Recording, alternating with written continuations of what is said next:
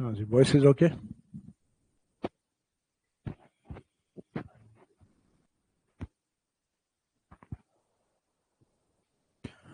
हाँ जी, लास्ट में physical division वाला जो टॉपिक है उसमें डेजर्ट के दोनों पार्ट अपन कंप्लीट कर चुके थे। यानी राजस्थान का जो पहला भौतिक प्रदेश था अपना उत्तरी पश्चिमी मरुस्थल।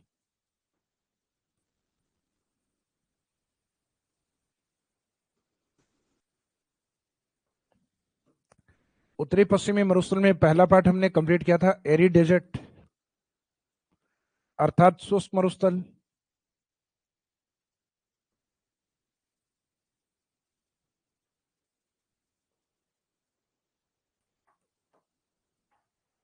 एरी डेजर्ट वाला जो पार्ट है इसमें दो भाग थे। एक बालुका स्तूप मुक्त, बालुका स्तूप मुक्त अर्थात जिसमें बालुका स्तूप नहीं पाए जाते, और दूसरा पार्ट इसका अपोजिट, बालुका स्तूप युक्त।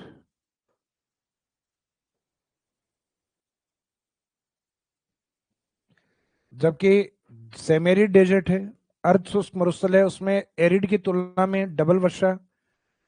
जैसे एरिड को मानते हैं 0 से 25 सेंटीमीटर, जबकि सेमेरिड अर्ध शुष्क मरुस्थल या बांगड़ प्रदेश जो है वह है 25 से 50।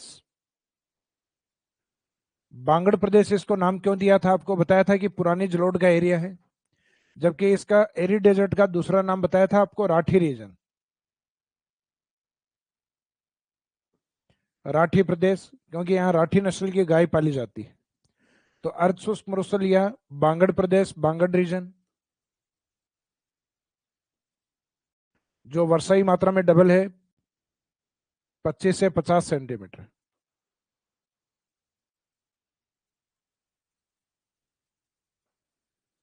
और इसको चार पार्ट्स में डिवाइड किया गया है। अब इन चार पार्ट में एक तो है अपना लूनी, दूसरा पार्ट है नागौरी अपलैंड, नागौरी उच्च भूमि, तीसरा पार्ट हमने कवर किया था शेखावाटी, और शेखावाटी के बाद में जो नेक्स्ट पार्ट था वो था घग्गर, घग्गर बेसिन। तो यहां तक अपना कंप्लीट हो गया था लास्ट में।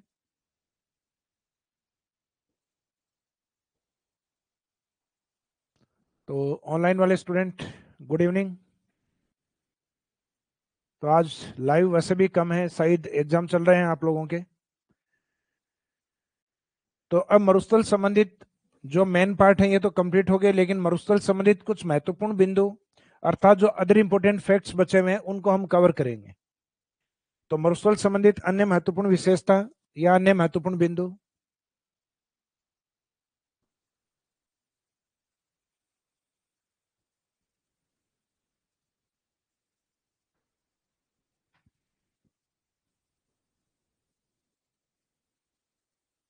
मरुस्थल संबंधित अन्य महत्वपूर्ण बिंदु।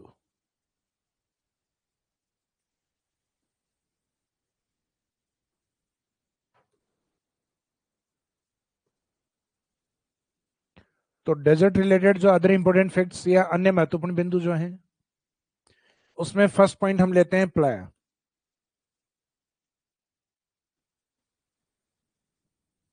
प्लाया झील क्या है, और इसी के साथ एक कॉन्सेप्ट और कवर करेंगे, डेजर्ट में खड़ीन झील क्या है।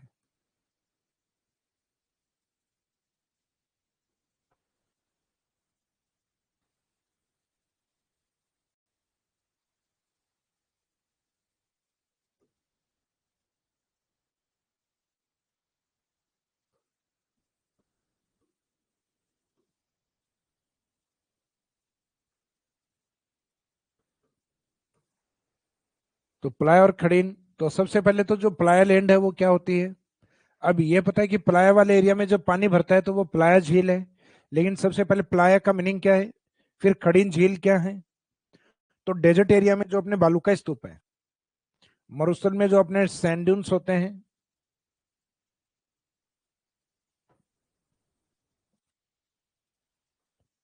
इन ड्यून्स के ऊपर का जो उभरा हुआ भाग होता है इसको नाम दिया जाता है थली प्रदेश। तो जहां मुख्यतः उभरे हुए बालू का स्तूप अधिक हों अर्थात upland desert is known as Thali प्रदेश, यानी मरुस्थल के ऊंचे हुए उठे हुए भाग को या जो अपलैंड पार्ट है उस अपलैंड पार्ट को नाम क्या दिया जाता है? थली प्रदेश।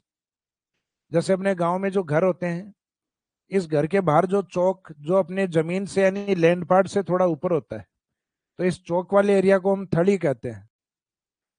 तो थड़ी का मीनिंग है घर की जो दहलीज होती है, जो पास के आसपास के धरातल से या मिट्टी से थोड़ा ऊंचा उठा हुआ भाग होता है। तो वैसे ही मरुस्थल में ऊंचे उठे हुए भाग को थली कहा जाता है, यानी upland part of desert is known as Thali. और मरुस्थल के बालुकाई स्तूपों के बीच का जो निम्न भाग है, नीचा भाग होता है, उसको कहते हैं तली। तल का मीनिंग होता है बॉटम एरिया, तो इसको तली, और इसी एरिया को कहा जाता है प्लाया।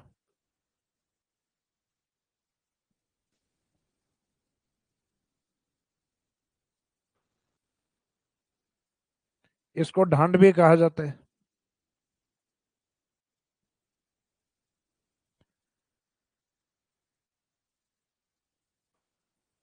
मरुस्थल में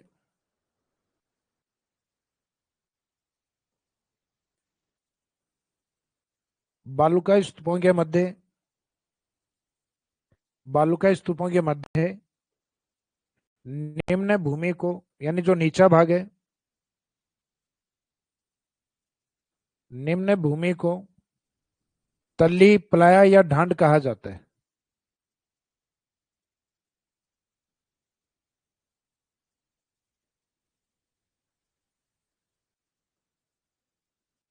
तली, प्लाया या ढांड कहा जाता है, जबकि अपलैंड पार्ट ऑफ डेजर्ट मरुस्थल के ऊंचे उठे हुए भाग को थली कहा जाता है।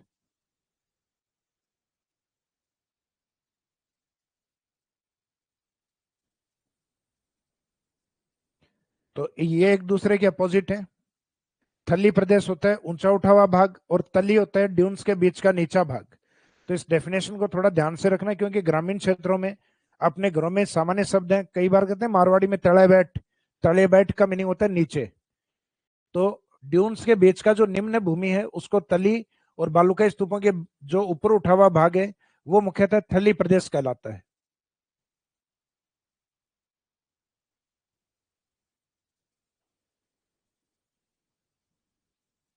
क्लासेस का टाइम आपका अब लगभग ज्यादा कर दिया है, बाकी मंडे से और भी बढ़ा देंगे। यही प्रयास मैं कर रहा हूँ कि कम से कम जो क्लासेस हैं आपकी, वो 2 घंटे कम से कम क्लास रहे।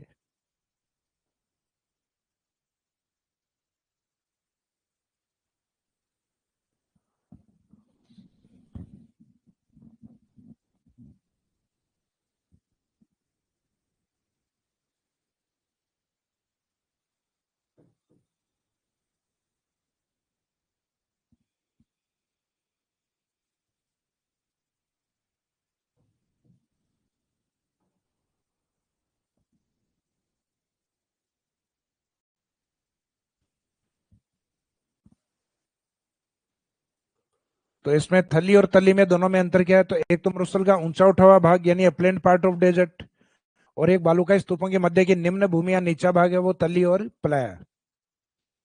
अब ये जो प्लाया वाला एरिया है, जब इसमें पानी भरता है, यानी अस्थायी पानी की झील, अस्थायी इसलिए बोलते हैं क्योंकि डेजर्ट एरिया होने के कारण ये कुछ समय बाद में सूख जाती है। तो सूख जाने का मीनिंग है कि ये टेम्परेरी लेक्स होती हैं, अस्थायी पानी की झीलें।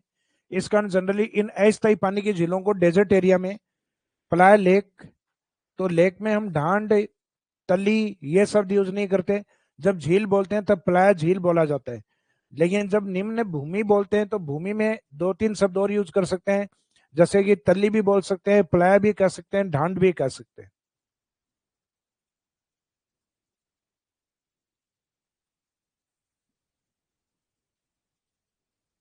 तो ये अस्थायी पानी की झील,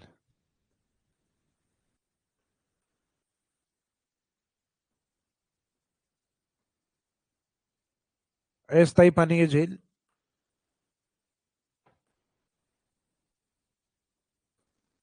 जिनको प्लाय लेक या प्लाय झील कहा जाता है।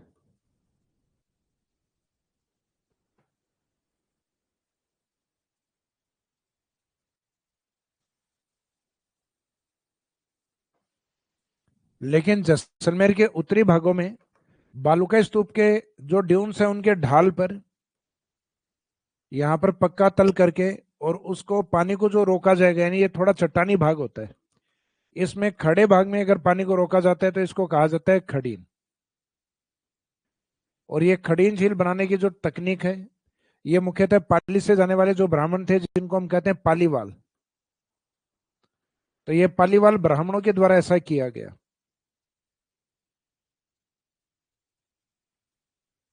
पालीवाल ब्राह्मणों के द्वारा लगभग 15 सेंचुरी 15वीं शताब्दी के आसपास। तो 15वीं शताब्दी के आसपास जैसलमेर में पालीवाल ब्राह्मणों के द्वारा बनाई गई झीलों को क्या कहा जाता है? खड़ीन झील। और इन झीलों के आसपास जैसे ये आगे वाला जो एरिया है, इसमें की जाने वाली कृषि को भी यही टाइटल दिया जाता है, यही नाम दिया जाता है, खड़ीन कृषि। तो खड़ीन कृषि और खड़ीन झील, इनके जनक किसको माना गया? पाली के ब्राह्मणी अर्थात पालीवाल को। ये किस क्षेत्र में अधिक बनी हुई है? तो आंसर रहेगा जैसलमेर। और जैसलमेर के भी मुख्यतः उत्तरी भाग।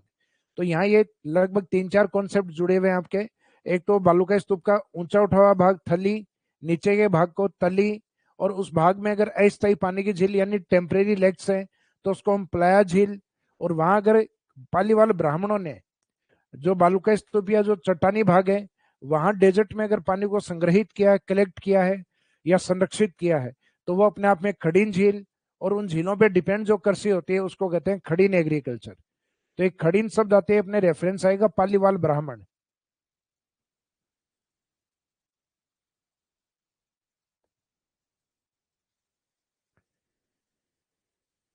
ऑनलाइन स्टूडेंट पूछ रहे हैं कि क्लासेस का टाइम आज से ही बढ़ गया है सर, मंडे से तो क्लासेस का टाइम आज से बढ़ गया है आपका।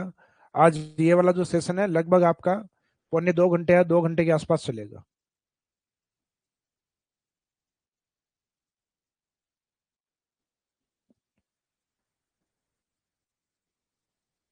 तो अब यहाँ पे जो पॉइंट फर्स्ट है, इसमें कुछ कॉन्सेप्ट हैं जो अपने को कवर करने हैं। तो एक तो थली प्रदेश का मीनिंग अभी मैंने बताया, मरुस्थल का ऊंचा उठा हुआ भाग।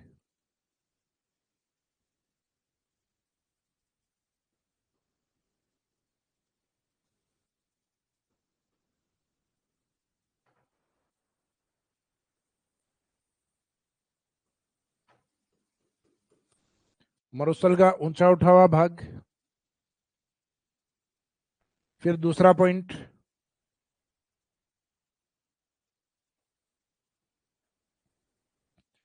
राजस्थान में थली प्रदेश में एक तो चूरू, और चूरू के साथ एक दूसरा एरिया है जिसको हम मानते हैं बीकानेर डिस्ट्रिक्ट।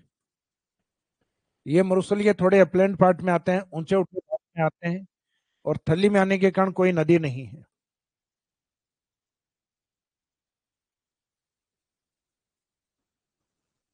कोई नदी नहीं पाई जाती।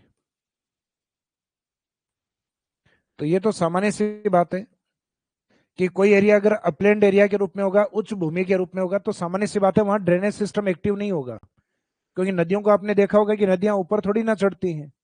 क्या किसी नदी को ऊपर चढ़ते हुए देखा आप लोगों ने? मैंने नहीं देखा, तो आपने भी नहीं देखा होगा। तो इसका मीनिंग नदियां हमेशा स्लोप या ढाल के अकॉर्डिंग बहती हैं, ना कि हाइट वाले एरिया पे चढ़ती हैं। हाइट से तो आती हैं पर्वतीय क्षेत्रों से। तो राजस्थान में बीकानेर चूरू दोनों ऐसे जिले हैं जो थोड़े अपलैंड है, उच्च भूमि के रूप में। तो आसपास के जिलों में जो ड्रेनेज सिस्टम होता है, अपवाह तंत्र जो होता है, वो इन जिलों में एंट्री नहीं करता। अर्थात राजस्थान के बिना नदी वाले जिले माने जाते हैं बीकानेर और चूरू डिस्ट्रिक्ट को। तो थली का meaning upland part of desert, मरुस्थल का ऊंचा उठा हुआ भाग जो कि बीकानेर चूरू का क्षेत्र है, यहाँ कोई नदी नहीं पाई जाती। फिर थली का अपोजिट होता है तली पार्ट।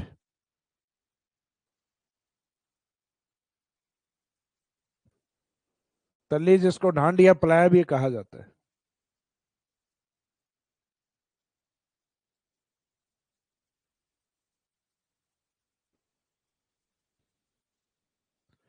तो इसका मीनिंग आपको बताया था कि बालूका स्तूपों के मध्य की निम्न भूमि। मरुस्थल में बालूका स्तूपों के मध्य की निम्न भूमि, बालूका स्तूपों के मध्य निम्न भूमि, निम्न भूमि यानी नीचा भाग, निम्न भूमि तल्ली या प्लाया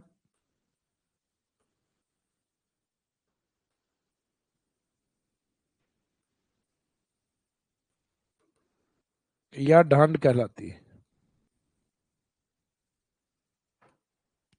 या ढांड कहलाती है। तो बालुकाई स्तूपों के मध्य की निम्न भूमि, तो ये कीवर्ड है इसमें, निम्न भूमि। इसका मीनिंग है जो ड्यून्स के बीच में, जो अपने आप में जो लोअर लैंड या अपन कह सकते हैं, जो उसका एक तो होता है अपवर्ड पार्ट, एक होता है डाउनवर्ड। तो जो डाउनवर्ड पार्ट है यानी निम्न भाग है, लो रिलीफ फीचर पार्ट है between dunes, is known as ढांड, प्लाया एंड तली। तो बालुकाई स्तूपों के मध्य की निम्न भूमि को यानी नीचे भाग को तली, प्लाया या ढांड कहा जाता है। और इसी तली या प्लाया में जब पानी भर जाता है तो ये प्लाया झील के रूप में, जैसे ज्वालामुखी छिद्र को हम क्या कहते हैं, जहां से पृथ्वी के आंतरिक भाग का मैग्मा लावे के रूप में निकलता है, हम कहते हैं क्रेटर। और जब उससे लावा निकलना बंद हो जाए और उसमें पानी भरना स्टार्ट हो जाए तो ज्वालामुखी मुख को कहा जाता है क्रेटर झील। तो सेम उसी तरीके से बालुकाई स्तूपों के मध्य की जो निम्न भूमिया, उनको तली, प्लाय या ढांड कहा जाता है। लेकिन उसमें जब पानी भरना स्टार्ट हो जाए, अस्थायी पानी की झीलें, यानी कुछ समय पानी रहे बाद में भले सूख जाए, तो वो झील अपने आप में प्लाया लेक कहलाती है। तो ये तली, ढांड या प्लाया क्या होता है, अब देखेंगे हम। प्लाया झील यानी जो अपनी हेडिंग में लिया था हमने, प्लाया झील और खड़ीन झील।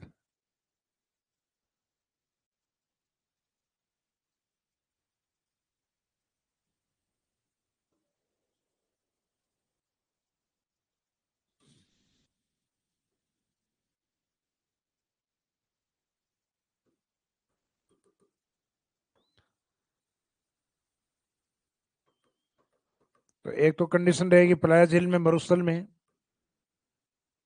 अस्थायी पानी की झील।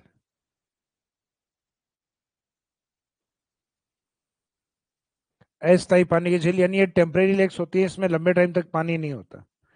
और मरुस्थलीय क्षेत्र में मुख्यतः माइकासिस्ट या लवणीय चट्टाने होने के कारण, माइकासिस्ट जो लवणीय चट्टानों का एग्जाम्पल है, लवणीय चट्टाने यानी जो नमक वाली चट्टाने, तो लवणीय चट्टानों का इफेक्ट इन झीलों में आता है फिर। और इन झीलों में आता है तो इसका मीनिंग है आंशिक लवणीय झीलें भी होती हैं। तो जरूरी नहीं होता सभी झीलें लवणीय हो, लेकिन जहां पे माइकासिस चट्टाने काफी ऊपर होते हैं तो उनकी सेलिनिटी का इफेक्ट इनमें आता है। तो ये विशेषता भी इनमें लिख दी जाती है कि लवणीय झील। तो ये भी अगर आए तो अपने को मान लेना है। तो मरुस्थल में अस्थायी पानी की झीलें प्लाया कहलाती हैं। और इस प्रकार की झीलें और राजस्थान में सर्वाधिक कहाँ पाई जाती हैं, जैसलमेर की तरफ।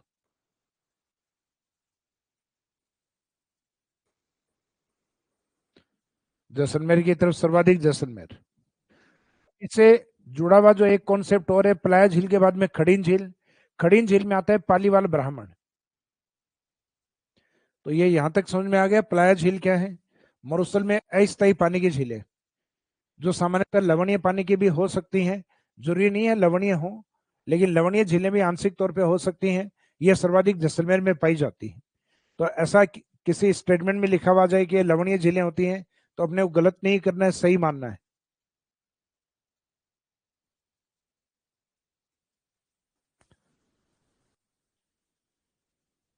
इसके बाद में इसी पॉइंट से रिलेवेंट यानी पॉइंट फर्स्ट, खड़ीन झील।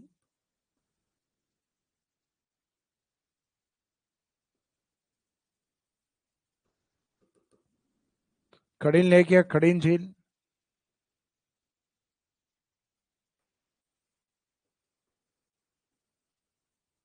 जैसलमेर में।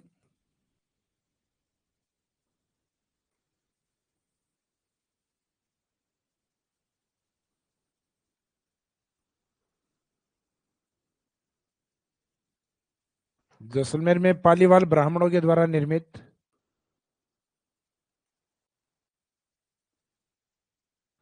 जैसलमेर में पालीवाल ब्राह्मणों द्वारा निर्मित झीलें खड़ीन झील कहलाती।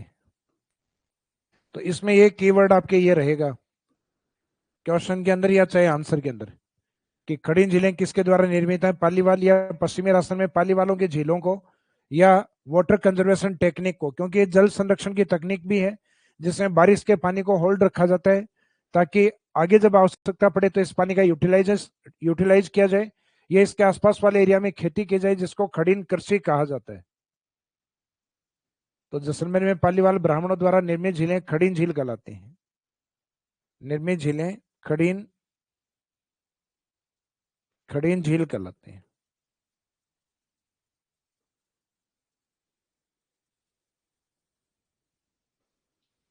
खड़ीन झीलें कहलाती हैं।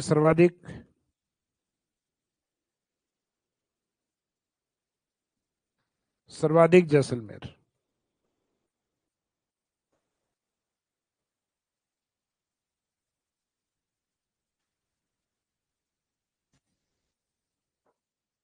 सर्वाधिक कहाँ पाई जाती हैं? खड़ीन झील सर्वाधिक पाई जाती हैं जैसलमेर। तो पलाया झील भी जैसलमेर है, खड़ीन झीलें भी जैसलमेर है। कौन सी शताब्दी में? तो ये कहा जाता है लगभग 15वीं शताब्दी के आसपास पालीवाल ब्राह्मणों ने बनाई थी। पालीवाल ब्राह्मण जो मुख्यतः पश्चिमी राजस्थान की ओर, कहा जाता है ये व्यापार के अनाज को बेचने के लिए जाते थे, अर्थात अनाज के ये अच्छे व्यापारी थे। बाद में वहां के जो भाटी राजा हैं, भाटी राजाओं ने इनको वहां सेटल भी किया था और वहीं पे इन्होंने कृषि करना, जहाँ पे थोड़ी अनुकूल दशाएं थे, जो कि जैसलमेर के मुख्यतः उत्तरी भाग में मानी जाती हैं। तो कई बार बाई चांस इस तरीके के क्वेश्चन भी बन सकते हैं कि जैसलमेर के किस भाग में है, तो उसमें भी आप डायरेक्शन याद रखिएगा, जैसलमेर के उत्तरी भाग में। तो ये पहला जो पॉइंट था अपना, इसमें 3-4 फैक्ट अपने कवर हुए हैं। जैसे एक तो थली प्रदेश, तो थली मरुस्थल का ऊंचा उठा हुआ भाग, तल्ली उसका अपोजिट होता है, तल्ली ढांड या पलाया मरुस्थल की निम्न भूमि। उसके बाद में खड़ीन झीलें पालीवाल ब्राह्मणों के द्वारा निर्मित झील, और जो अस्थायी झीलें मानी जाती हैं डेजर्ट में, उनको नाम दिया जाता है प्लाया झील।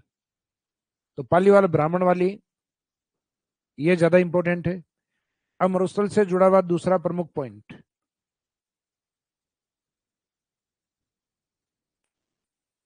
रन या टाट।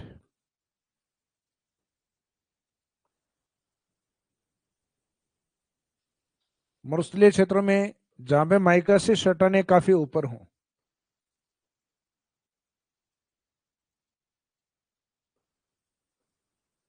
जहां माइकासिस चट्टानें काफी ऊपर हों, तो उनकी लवणता का इफेक्ट मुख्यतः इन झीलों में आता है। माइकासिस चट्टान यानी जो सोडियम क्लोराइड की चट्टानें,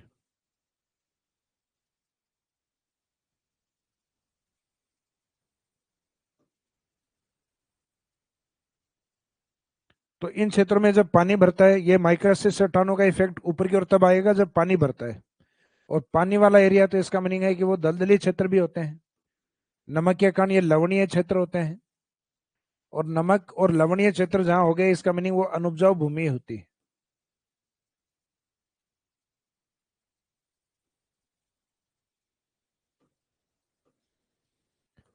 तो रन या टाट का मीनिंग है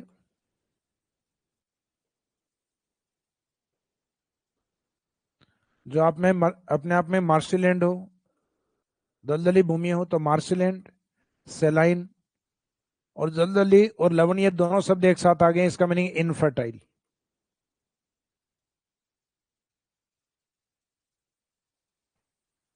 infertile land and lakes, land and lakes are known as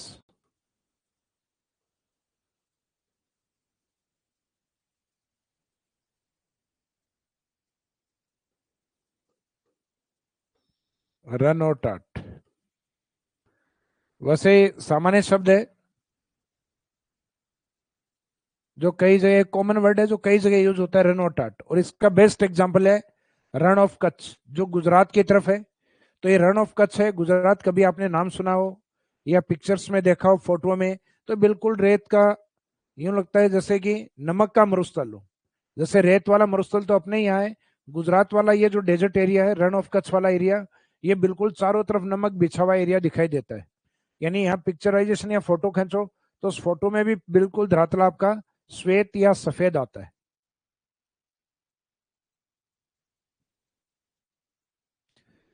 तो रन या टाट के अंदर ये एक दो कीवर्ड समझ में आने चाहिए कि मरुस्थल में कंडीशन तो ये रहेगी अपनी, क्योंकि अभी डेजर्ट को कवर कर रहे हैं।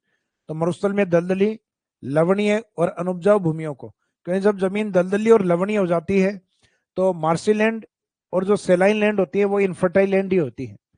तो अब इनके बेस्ट एग्जाम्पल राजस्थान में एक तो जैसलमेर और एक बाड़मेर, यानी इन जिलों में मुख्यतः रण या टाट अधिक पाए जाते हैं?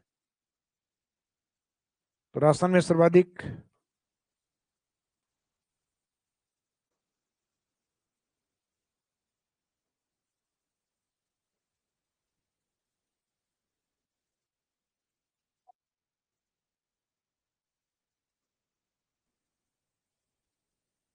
राजस्थान में सर्वाधिक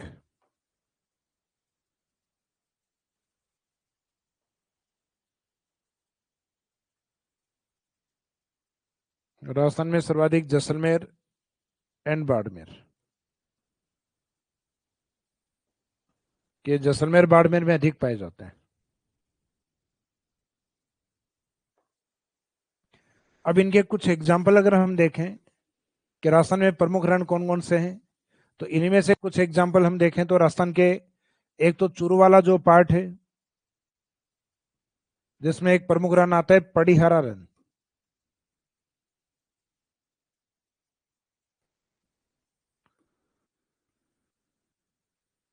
चूरू में पड़ीहारा रण। लेकिन कई बार ये जो शब्द है ये ड वाला है, ये डी आई नहीं हो गया, आर आई आता है एग्जाम में। तो कई बार जो पड़ी है वो पड़ी भी परी बन जाती है, पड़ीहारा यानी परिहारा। तो सही तो स्टार्टिंग वाला अगर वो नहीं हो तो परिहारा है, तो भी चूरू में ही मानना है, सेम रण है। यानी ये थोड़ा सा शब्द है वो आर के कारण, अगर डी होता तो ये पड़ी आता, लेकिन आर के कारण कई बार ये रह में कन्वर्ट हो जाता है, तो पड़ी का परिहारा हो जाता है। और उसके बाद में यहाँ पे एक अभ्यारण्य आता है ताल छापर।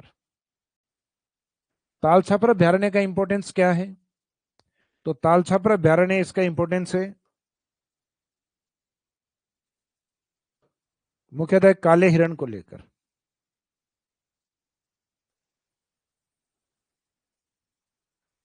तो ये भी रण का एग्जाम्पल है, खारे पानी की झील का उदाहरण है ताल छापर। वैसे चूरू में जगह छापर आती है जहां पानी भरता है, इस पानी के आधार पर इसको क्या बोला गया है कि छापर का ताल, यानी छापर में भरने वाला पानी, तो नाम दे दिया गया इसको ताल छापर।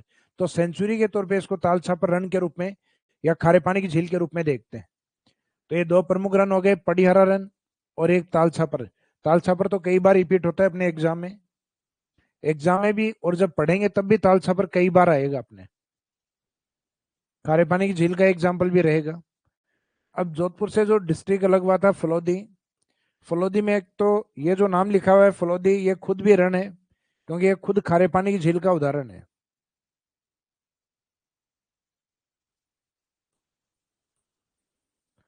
फलोदी का रण। इसके अलावा जो प्रमुख रण है उसमें फलोदी के निकट एक स्थान और आता है बाप रण। फिर राजस्थान के पश्चिम में जैसलमेर की ओर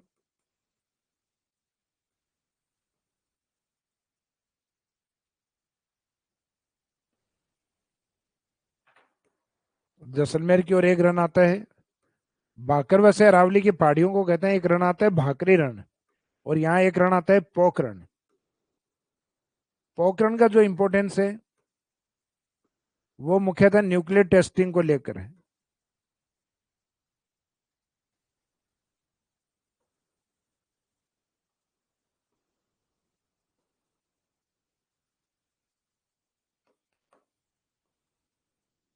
न्यूक्लियर टेस्टिंग को लेकर है, परमाणु परीक्षण को, जो कि एक 1974 में और एक 1998 में, एक इंदिरा गांधी जी के समय और एक अटल बिहारी वाजपेयी जी के समय, 1974 और 1998। फिर जैसलमेर से नीचे की ओर जाते हैं बाड़मेर, और बाड़मेर से सेपरेट हुआ एक जिला बालोतरा। तो बाड़मेर में आजकल एक रण की फेम बढ़ गई है, जो रन ऑफ कच्छ की तरफ, इस साइड में यानी गुजरात की तरफ ही आता है। लोकेशन बाड़मेर में है लेकिन इस साइड भी बॉर्डर की तरफ, जिसका नाम है रेडाना का रन। यह आजकल राजस्थान का मिनी गोवा बना हुआ है, क्योंकि जो व्यक्ति गोवा की ओर जाता है, तो हालांकि उसके उद्देश्य तो बहुत सारे होते हैं गोवा की तरफ, तो मिनी गोवा का टाइटल इसलिए दिया गया है क्योंकि गोवा वाला एरिया वो समुद्र के किनारे पर है। तो वैसा ही रेडाना का रन बारिश में जब पानी भरता है तो यहाँ लोकल टूरिज्म और अदर जो डिस्ट्रिक्ट है उनके टूरिस्ट यहाँ पहुंचते हैं। तो राजस्थान में रेडाना का रन कहाँ प्रसिद्ध है? तो रेडाना का रन है बाड़मेर के अंदर। और बाड़मेर से जो जिला अलग हुआ है अर्थात है बालोतरा, उस और एक रन आता है थोब रन, थाली वाला थे और आगे बै और लगाना है थोब रन।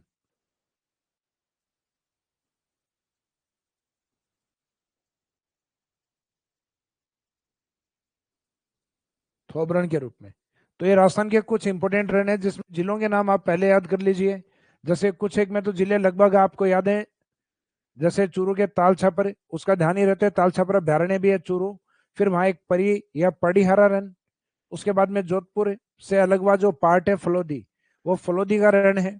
और वहां बाप रण और है। जैसलमेर में भाकरी रण। और जहां न्यूक्लियर टेस्ट करवाया गया 1974 और 1998, अर्थात वो भी अपने आप में क्या है, रण है। और जालोर की ओर एक लूनी नदी जब गुजरती है तो आपको बताया था नेहड़ का रण, तो नेहड़ भी एक अपने आप में रण है। और बाड़मेर बालोतरा, तो बाड़मेर का जो रन है वो तो आता है रेडाना रन, राजस्थान का मिनी गोवा। और एक थोब रन जो बालोतरा की ओर चला गया, तो वो एक रन आता है इसमें बालोतरा की तरफ। तो ये स्थान याद रखिएगा कि कौन सा रन कौन कौन से स्थान पर है। सबसे इंपॉर्टेंट रन एरियाज ये है।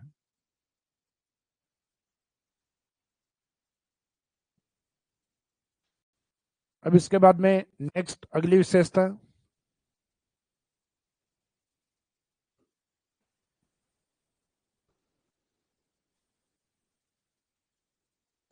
डेजर्ट में कुछ विशेषताएं अपन ऑलरेडी पहले पढ़ भी चुके हैं। जैसे अवसादी चट्टानों के बारे में आपको करवा दिया गया है, तो वहाँ वो पॉइंट यहाँ कवर नहीं करेंगे। आकलवुड फॉसिल पार्क आपको बता दिया है, ये भी कवर हो चुका है अपना। इसके बाद में लाठी सीरीज या जलपट्टी वाला भाग है,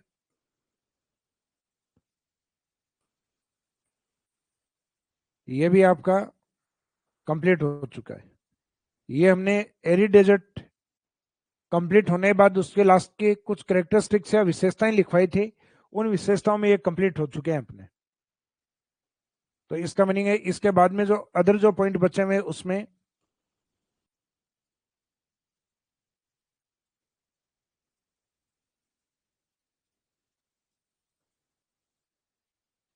उसमें बाप बॉर्डर किले,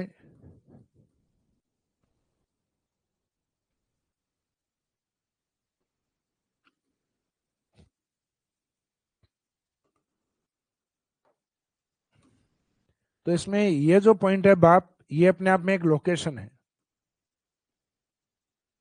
ये एक लोकेशन या स्थिति है जो वर्तमान में फलोदी में आता है।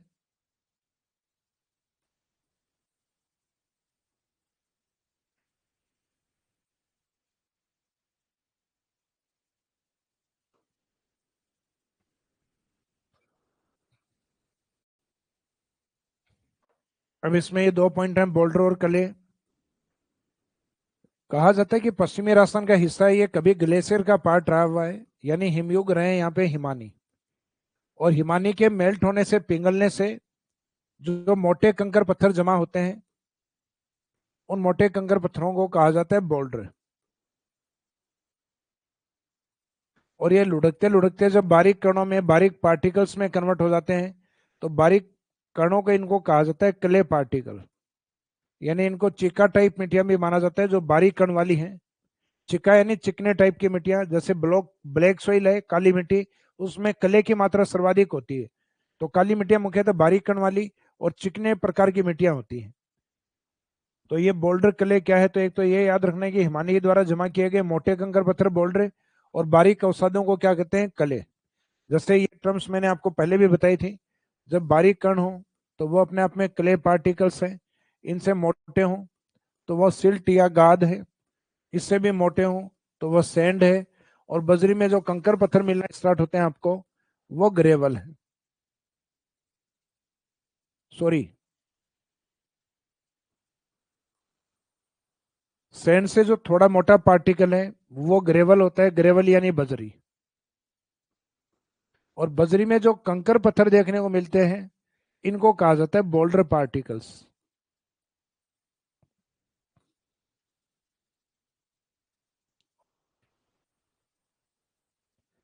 तो इसमें एक तो जो बारीक कण है उनके लिए शब्द यूज किया गया है क्ले पार्टिकल, जबकि जो मोटे पार्टिकल्स हैं ये होते हैं बारीक कण, जबकि ये होते हैं मोटे कंकर पत्थर।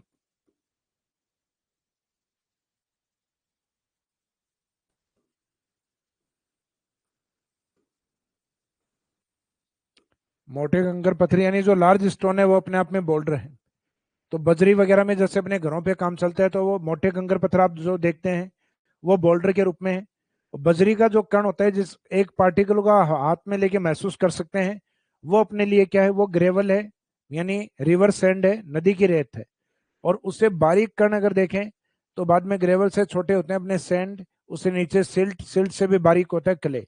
तो इसमें एक तो बड़े वाला पार्टिकल यानी जो ग्रेवल से भी बड़ा होता है, और एक बारीक पार्टिकल जो क्ले पार्टिकल होता है।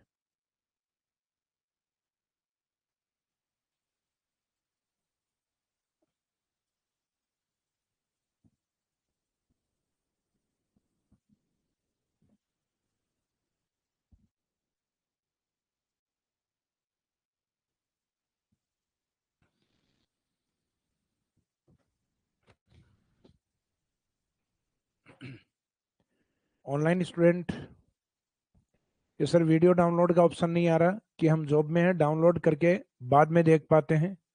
तो इसमें बाद में देख सकते हो क्लास को, कोई प्रॉब्लम नहीं है। डाउनलोड वाला ये सिक्योरिटी फीचर्स के कारण डाल रखा है कि क्लास को एक जगह से डाउनलोड करके दूसरी जगह नहीं भेजा जा सके। आप क्लासेज को चाहे बाद में कितने भी टाइम बाद में देखें, आप आपकी ऐप के ऊपर आप क्लासेज अवेलेबल हैं, यानी जब तक आपका जो कोर्स का टाइम पीरियड बताया गया उससे पहले क्लासेज नहीं हटेंगी। तो सिक्योरिटी फीचर्स के कारण वो डाउनलोड वाला ऑप्शन इसमें नहीं दिया गया है।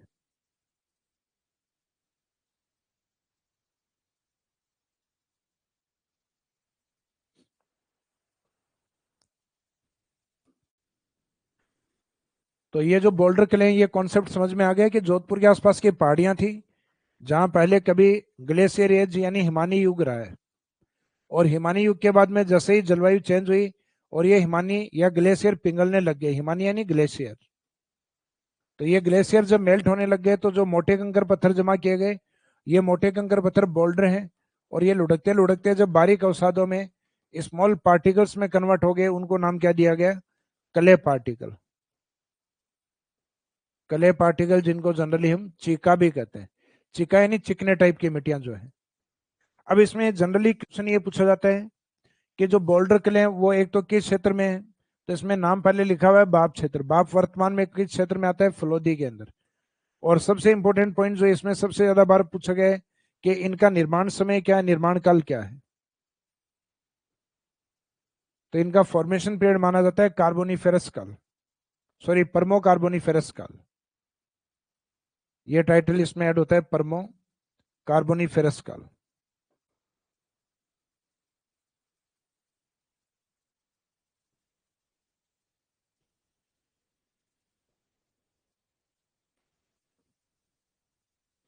परमो कार्बोनिफेरस काल, तो ये परमो कार्बोनिफेरस काल है। ये इसका फॉर्मेशन पीरियड यानी 21 समय के बोल्डर और कले हैं बाप क्षेत्र के आसपास। तो इनका जो जियोलॉजिकल टाइम निकाला गया है ये परमो कार्बोनिफेरस काल माना गया है। तो ये पहले फर्स्ट ग्रेड में पूछा हुआ भी एक क्वेश्चन कि किस काल के हैं, तो ये टाइम पीरियड इनका याद रखिएगा। बाप बोल्डर के लिए बाद में डेजर्ट से रिलेवेंट जो कॉन्सेप्ट है उसमें नेक्स्ट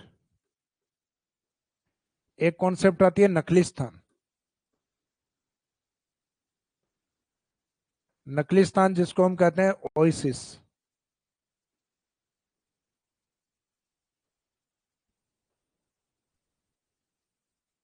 नकली स्थान या ओएसिस, ये इसको हम मरु उद्यान भी कहते हैं। ये इस प्रकार की कंडीशन है कि जो डेजर्ट एरिया है उस मरुस्थलीय क्षेत्र में जहां जल बेसिन पाए जाते हैं, यानी जहां पानी उपस्थित हो। वाटर बेसिन का मीनिंग है जहां जल की अवेलेबिलिटी हो या वाटर अवेलेबिलिटी हो। तो जो जहां जल बेसिन पाए जाते हैं उनके चारों ओर ग्रीनरी डेवलप हो जाती है।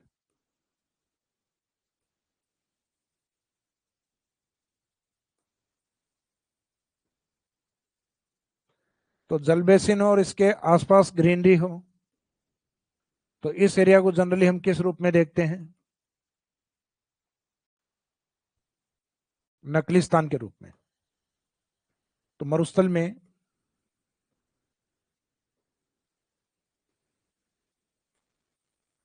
जहां जल बेसिन पाए जाते हैं,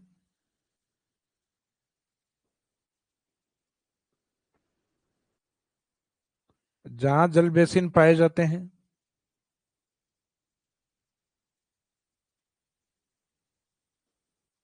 उनके चारों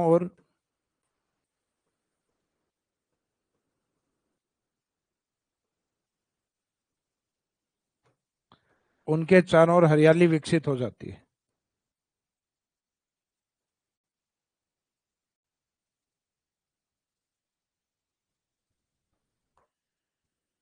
यानी जहां वाटर की अवेलेबिलिटी हो, जल बेसिन उपस्थित हो और उसके चारों ओर ग्रीनरी हो, हरियाली हो। तो जहां वाटर बेसिन हो और चारों ओर हरियाली विकसित हो, उस एरिया को हम जनरली किस नाम से जानते हैं? नकलिस्तान या मरु उद्यान के रूप में जाना जाता है। अब इसके एग्जाम्पल अगर पूछे जाएं, वैसे तो ये कंडीशन मैंने बताई है अपोजिट है कि मरुस्थल भी कहते हैं और साथ में पानी भी।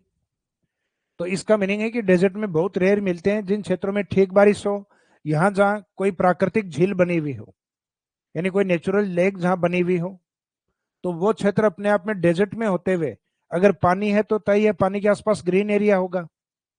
तो ग्रीन एरिया होगा तो उसको हम किसके रूप में देखेंगे? मरु उद्यान। और उस मरु उद्यान के लिए ज्योग्राफिकल टर्म्स यूज होती है नकलिस्थान। तो ये मरु उद्यान से तो समझ में आ रहा है कि मरुस्थल में उद्यान का होना, तो उद्यान कहाँ होगा? जहां मरुस्थल में पानी होगा। लेकिन नकलिस्तान ये ज्योग्राफिकल टर्म्स है, ये थोड़ा सा ध्यान रखना। अब इसके एग्जाम्पल के तौर पर राजस्थान में डेजर्ट के कुछ झील हैं, जैसे जैसलमेर की गढ़ीसर, जिसको गढ़सी सागर भी कहा जाता है, लेकिन सही शब्द गढ़ीसर होता है। गढ़ीसर जैसलमेर, जो जैसलमेर सिटी में ही बनी हुई है। बीकानेर की ओर जाओगे आप तो वहां गजनेर झील। बीकानेर की ओर जाओगे वहां कोलाइत कस्बे में कोलाइत लेक। तो बीकानेर भी अपने आप में क्या है? डेजर्ट डिस्ट्रिक्ट है। तो गजनेर, कोलाइत,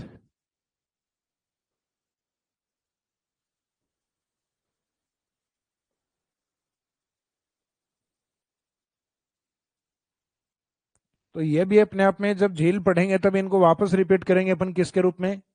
वापस रिपीट इनको नकली स्थान के रूप में किया जाएगा।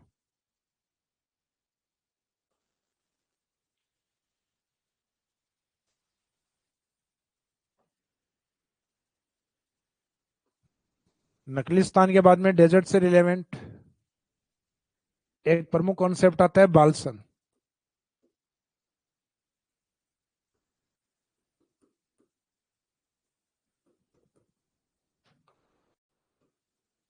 बालसन का मीनिंग क्या है?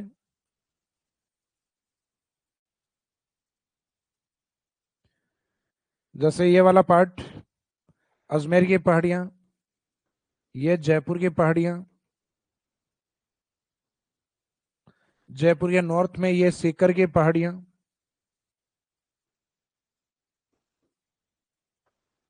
इन पहाड़ियों से कुछ ड्रेनेज सिस्टम अर्थात नदियां हैं, ये डेजर्ट की तरफ जाके और एक झील बनाती है।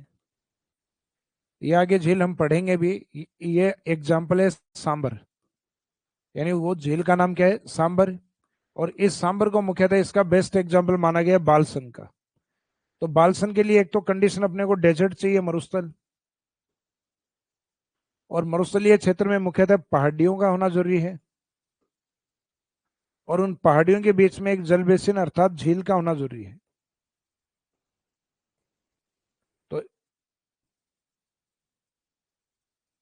तो इसमें मरुस्थल में पहाड़ियों के मध्य जल बेसिन को बालसन कहा जाता है। मीनिंग है a water basin which is covered by hills in desert reason.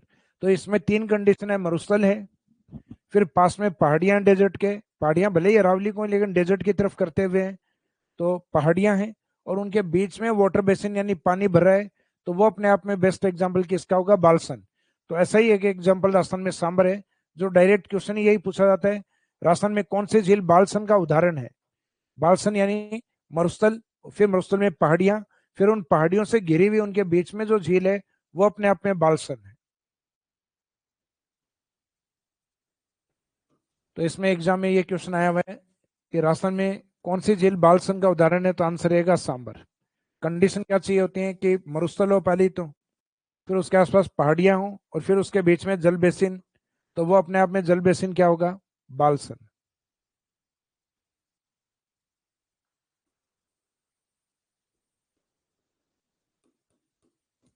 फिर नेक्स्ट कॉन्सेप्ट दोहरे एवं धरियन।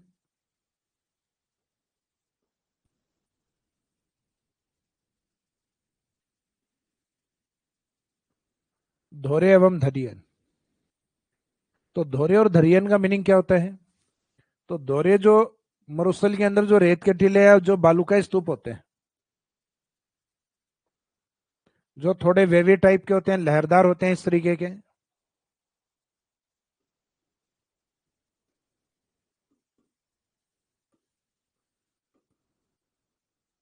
इस लहरदार बालू का स्तूप को दोहरे कहा जाता है।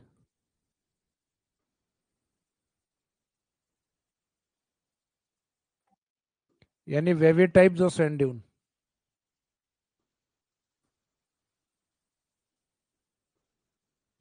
तो wavy type sand dunes in desert region are known as dhore. Kanhaiyalal Sethia जी ने भी अपनी कविताओं में कहा कि आ धरती धोरारी, आ धरती मीठ है बोरारी। तो ये धरती दोरों की धरती है, यानी जो ड्यून्स है उनके बीच में यूं लाइनें दिखाई देती हैं आपको। तो जो लहरदार बालू का स्तूप है, वेवी टाइप जो यानी लहरदार जो है, तो उन लहरदार या वेवी टाइप ड्यून्स को हम क्या कहेंगे? दोहरे कहते हैं। जो मुख्यतः वहां जहां बालू का स्तूप अधिक है वहां देखने को मिलते हैं, अर्थात जैसलमेर। दूसरा है दरियन। दरियन का मीनिंग होता है जब बालू का स्तूप पहले एक जगह हो फिर दूसरी जगह स्थानांतरित हो, एक स्थान पे हो फिर आगे बढ़ जाए। तो इसका मीनिंग वो बालू का स्तूप जो टाइम टू टाइम अपना स्थान अलग अलग धारण करते हैं, जैसे पहले यहाँ, तो फिर आगे यहाँ, फिर आगे बढ़ के यहाँ। तो जो कंटिन्यूस बार बार शिफ्ट होते हैं, स्थानांतरित होते हैं, उन बालू का स्तूपों को क्या कहा जाता है? तो उन बालू का स्तूपों को कहा जाता है धरियन, जो अपना अलग अलग स्थान धारण करते हैं, यानी गतिशील बालू का स्तूप। गतिशील या स्थानांतरित बालू का स्तूप।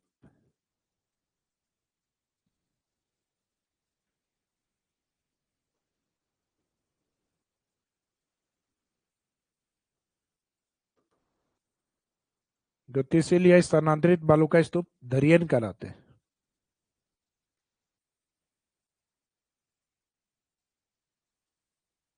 तो इसमें कीवर्ड है गतिशील या स्थानांतरित। अब जैसे हवा चलती है तो हर बालू का स्तूप आगे की ओर बढ़ता है। जैसे बरखान तेजी से बढ़ता है, तो बाकी अन्य बालू का स्तूप थोड़े थोड़े धीमे बढ़ते हैं, लेकिन उनका आगे बढ़ना अपने आप में क्या कहलाता है? धरियन। तो धरियन एक कॉन्सेप्ट है सिर्फ। चाहे कोई भी बालू का स्तूप आगे बढ़ रहा है तो इसका मीनिंग वो अपने आप में क्या है? वो अपने आप में धरियन होगा।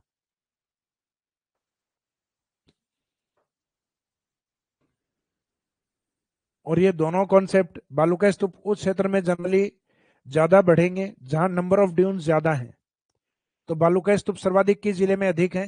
तो ये हमें पता है, सर्वाधिक जैसलमेर में है। और लहरदार रेत के टीले भी वहीं अधिक होंगे जहां ड्यून्स ज्यादा होंगे। तो राजस्थान में धोरे एवं दरियन सर्वाधिक जैसलमेर में पाए जाते हैं। तो दोहरे तो हो गए लहरदार, आगे तो एज इट इज वही है बालू का स्तूप। तो लहरदार बालू का स्तूप दोहरे, और गतिशील या स्थानांतरित बालू का स्तूप ये दरियन कहलाते हैं।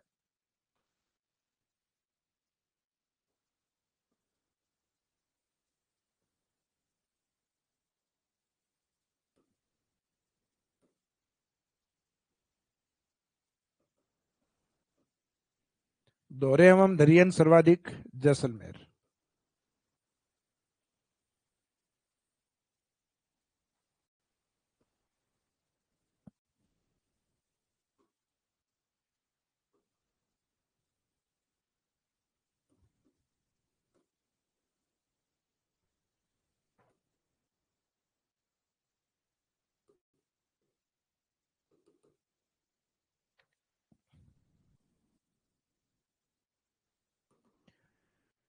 रमन लास्ट में पीपीटी स्टूडेंट्स को सेंड करते हो ना? अच्छा, तो कल के अलावा कंटिन्यूस ये सेंड किया करो ताकि कोई क्विक रिवीजन करे तो वो कंप्लीट हो जाए इसका। अच्छा ठीक, जल्दी करवा देंगे वो।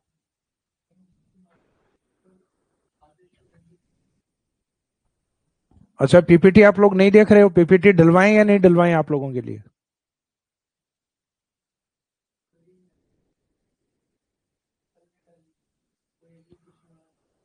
देखो क्लासेस देखने के बाद जब उनका क्विक रिवीजन करना हो तो उनको एक बार पीपीटी को जरूर देखा करो आप लोग।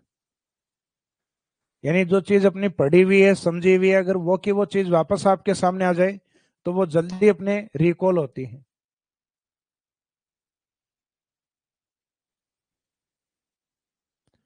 तो दोहरे और दरियन क्या कॉन्सेप्ट है, समझ में आ गया? एक तो होते हैं लहरदार जो दोहरे हैं, और जो शिफ्ट होते हैं आगे गतिशील होते हैं उनको दरियन कहा जाता है। और दोहरे और दरियन सर्वाधिक जैसलमेर में पाए जाते हैं जहां मरुस्थल अधिक होगा।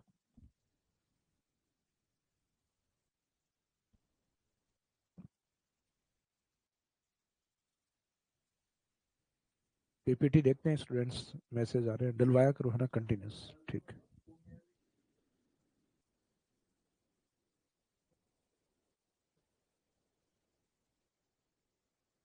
चलो कोई बात नहीं, स्टूडियो कल वापस सेटअप हो जाएगा कल।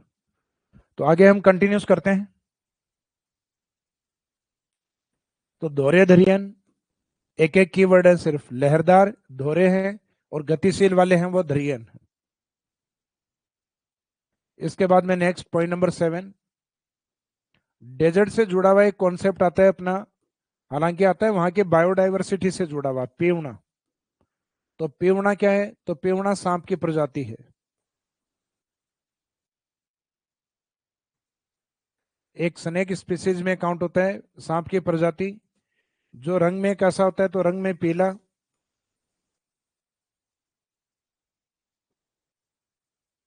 सर्वाधिक कहाँ पाए जाते हैं? तो सर्वाधिक जैसलमेर।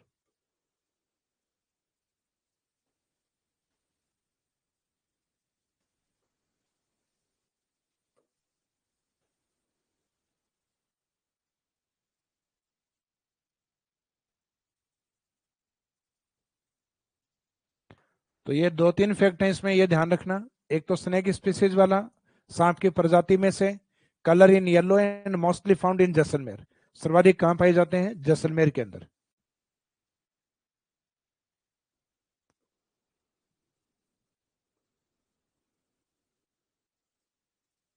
पेवना। और एक अपने लोकल में ग्रामीण क्षेत्र में जैसे अपने जवाई आते हैं तो उनको पावना कहते हैं। तो पावना में ये मत कर देना कि आप पीले रंग के सांप होते हैं। हालांकि पीवना का जो कॉन्सेप्ट इसलिए है क्योंकि पश्चिमी राजस्थान में कहा जाता है जब रात्रि में समय व्यक्ति सोता है तो उसके चेस्ट के ऊपर ये बैठ के और विष की फुकार मारता है, और वो विष मुख्यतः श्वास के द्वारा अंदर की ओर चली जाती है और व्यक्ति की डेथ हो जाती है। और जैसे ही लोग संभालते हैं उसको तो कहते हैं पीवना इसकी सांसों को पी गया। तो पीवना सांसों को नहीं, पीवना की सांसों को व्यक्ति पीता है। तो नाम इसमें उल्टा है, पीवना। पीवना सांप की प्रजाति का नाम है। और डेजर्ट स्नेक है, उनका पॉइजन बहुत तेज होता है। जैसे एक तो पानी के सांप होते हैं उनमें जहर सामान्यतः कम रहता है, लेकिन डेजर्ट स्नेक जैसे अपने राजस्थान के टच में पाकिस्तान वाला आता है, वहां एक सांप की प्रजाति है सिंध करेत। तो आप पूछोगे सर ये कोबरा से भी खतरनाक है, तो ये कोबरा के भी फादर हैं। इनकी एक बूंद कई व्यक्तियों को सुला सकती है, यानी इनकी एक विष की बूंद है वो कई व्यक्तियों को मार सकती है। तो पीऊना के बाद में नेक्स्ट अगला कॉन्सेप्ट,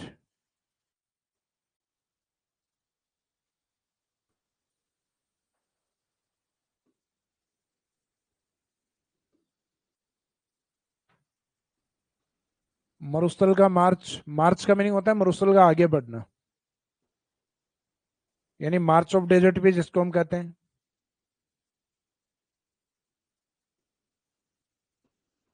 मार्च ऑफ डेजर्ट।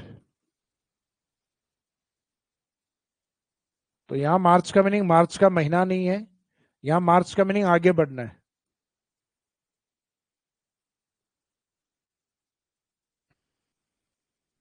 तो इसका एक तो मीनिंग या अर्थ क्या है?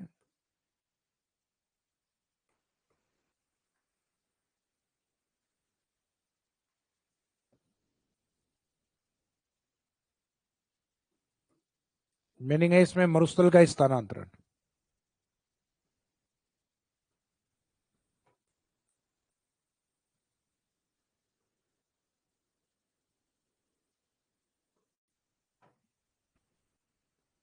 मरुस्थल का स्थानांतरण, मरुस्थल का मार्च।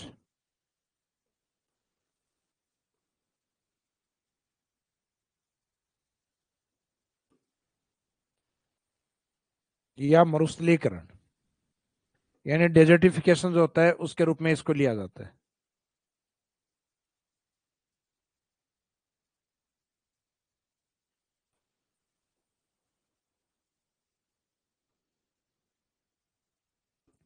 अब माइंड में ये आता है कि सर ये अभी आपने बताया कि मरुस्थल का स्थानांतरण, तो स्थानांतरण यहाँ दरियन क्यों नहीं कहलाता? दरियन इसलिए नहीं कहलाता है क्योंकि दरियन ड्यून्स के लिए यूज होता है, बालू का स्तूपों के लिए। अगर मरुस्थल की मिट्टी अगर आगे की ओर बढ़ रही है कंटिन्यूस, यानी बिना किसी ड्यून्स के, तो उस मिट्टी का बढ़ना अपने आप में क्या कराता है? मार्च ऑफ डेजर्ट। तो यानी वो मरुस्थल आगे बढ़ रहा है। और जब उसके रेत के टीले यानी सैंड ड्यून्स जब आगे बढ़ते हैं तो उसको दरियन कहा जाता है।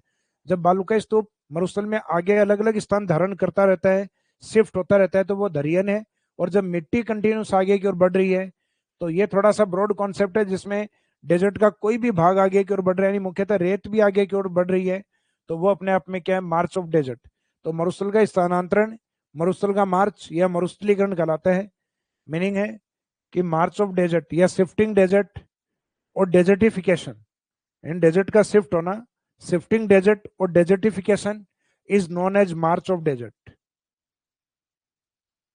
Is known as march of desert.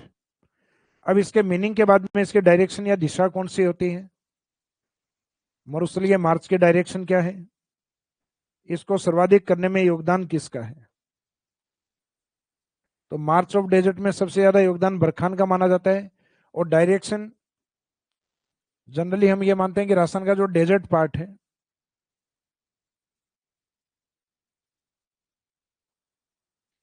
इस डेजर्ट के इसमें ये आता है अरावली पार्ट।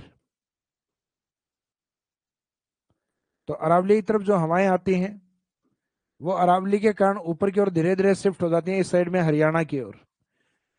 और इनके साथ सबसे ज्यादा जो बनने वाला ड्यून्स है या शिफ्ट होने वाला जो है, ये मुख्यतः बरखान है, सर्वाधिक गतिशील।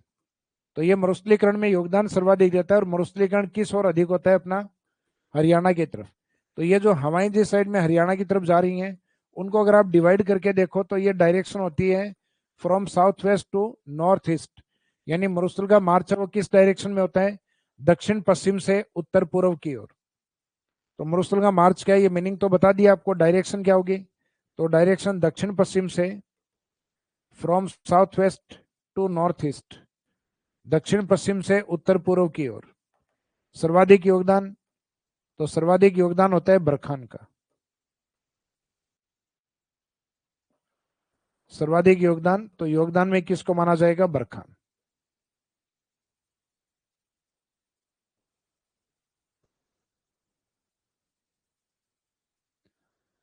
तो मार्च ऑफ डेजर्ट ये कॉन्सेप्ट इजी है वैसे तो, आप लोगों ने कई बार ये सुना भी होगा।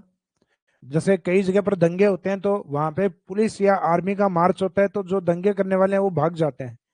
तो अपन कहते हैं कि आर्मी के मार्च या पुलिस के मार्च के बाद में जो दंगाई या जो दंगे करने वाले हैं वो पीछे हट गए हैं। तो मार्च का मीनिंग होता है आगे बढ़ना।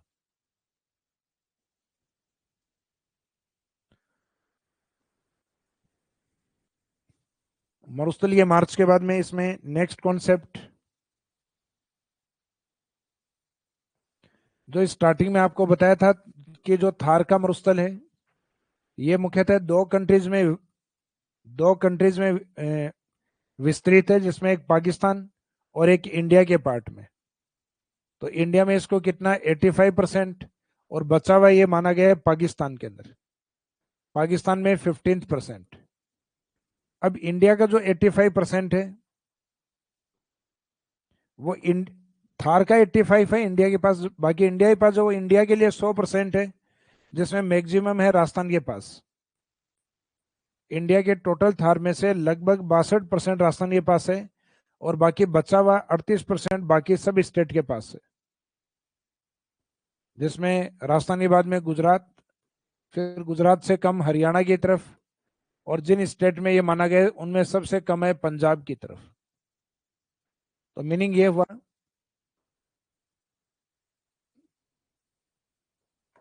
कि जो पड़ोसी राज्य हैं, जैसे ये गुजरात का पार्ट, बाकी राजस्थान में तो है सर्वाधिक डेजर्ट,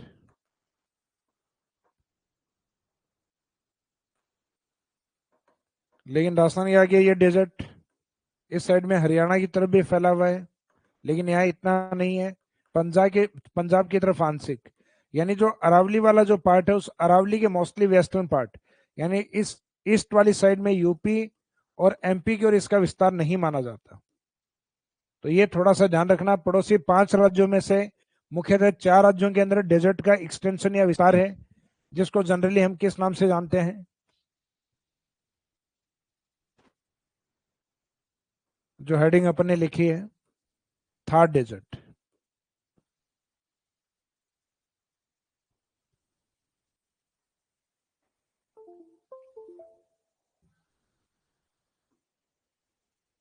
थार डेजर्ट के बाद में थार मरुस्थलीय, बाद में इसमें थार डेजर्ट वाले पार्ट में, अर्थात मरुस्थल में लास्ट पॉइंट है इसका इंपोर्टेंस या महत्व, importance of desert.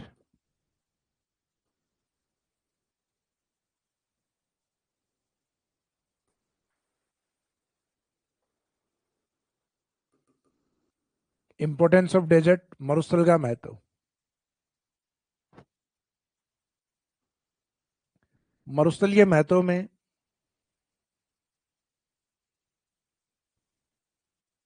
First point देखते हैं अपन इसमें,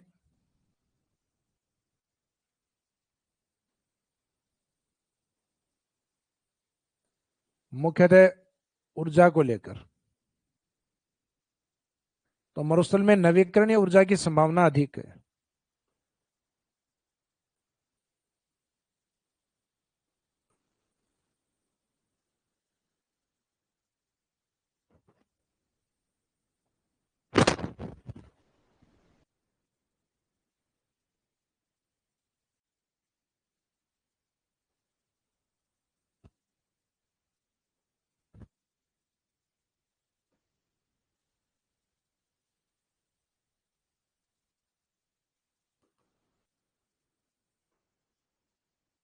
नवीकरणीय ऊर्जा का मीनिंग क्या है? Renewable energy.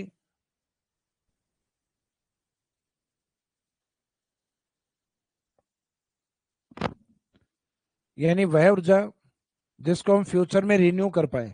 तो ये ध्यान रखना, रिन्यू के अंदर ऐसी कोई भी ऊर्जा नहीं होती है जो खनिज पर आधारित होती। तो इसका मतलब ये खनिजों पर आधारित ऊर्जा नहीं होनी चाहिए, क्योंकि हमें पता है फ्यूचर में आने वाले टाइम में एक समय ऐसा होगा कि खनिज का कोई भी ऐसा भंडारण नहीं है जो स्थायी रहेगा। अगर हम उसका विदोहन कर रहे हैं तो तय है वो एक दिन समाप्त होगा।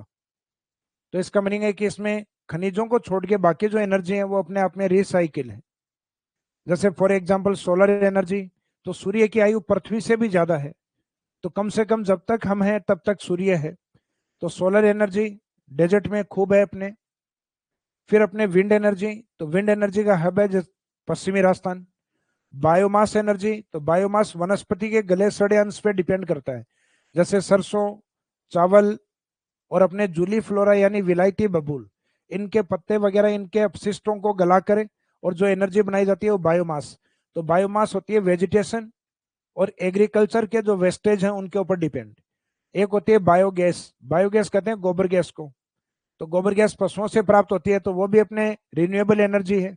रिन्यूएबल इसलिए है क्योंकि पशु अगर आज गोबर कर रहा है तो वो कल भी करेगा, और पशु की आने वाली जो पीढ़ी है, यानी उसके आगे के जो पीढ़ी में उसके बच्चे हैं, वो भी गोबर करेंगे। तो बच्चे वो प्रजनन क्षमताओं के द्वारा बढ़ाए जा सकते हैं। तो जिनको हम इंक्रीज कर सकते हैं, बढ़ा सकते हैं, वो सारे अपने रिन्यूएबल के अंदर होंगे। लेकिन जो मिनरल्स वाले होंगे वो नॉन रिसाइकिल अर्थात नॉन रिन्यूएबल में काउंट होंगे।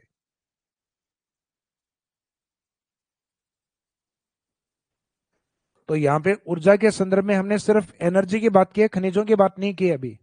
तो नवीकरणीय ऊर्जा की संभावना अधिक, एग्जाम्पल के तौर पे हम देख सकते हैं कि solar energy and wind energy, ये बेस्ट एग्जांपल है अभी डेजर्ट के लिए, solar and wind energy.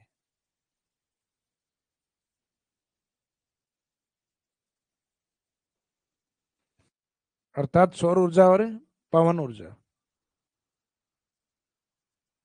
Solar energy and wind energy. ऊर्जा के बाद में दूसरा पॉइंट है यहाँ पे खनिज संसाधन।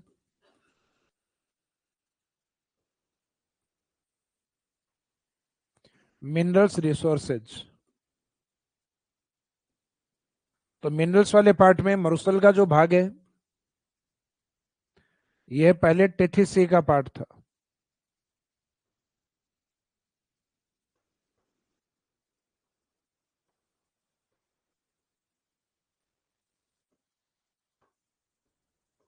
यह मुख्यतः टेथिस सी का पार्ट था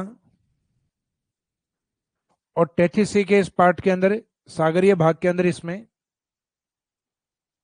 मुख्यतः एक तो वेजिटेशन या वनस्पति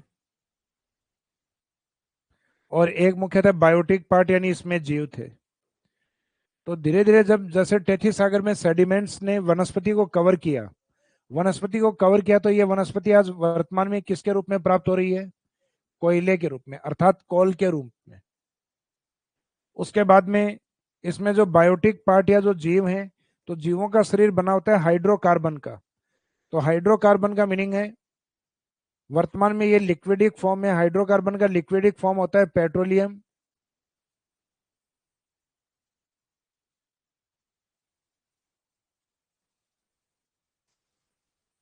पेट्रोलियम, और हाइड्रोकार्बन का गैसीय फॉर्म होता है प्राकृतिक गैस अर्थात नेचुरल गैस।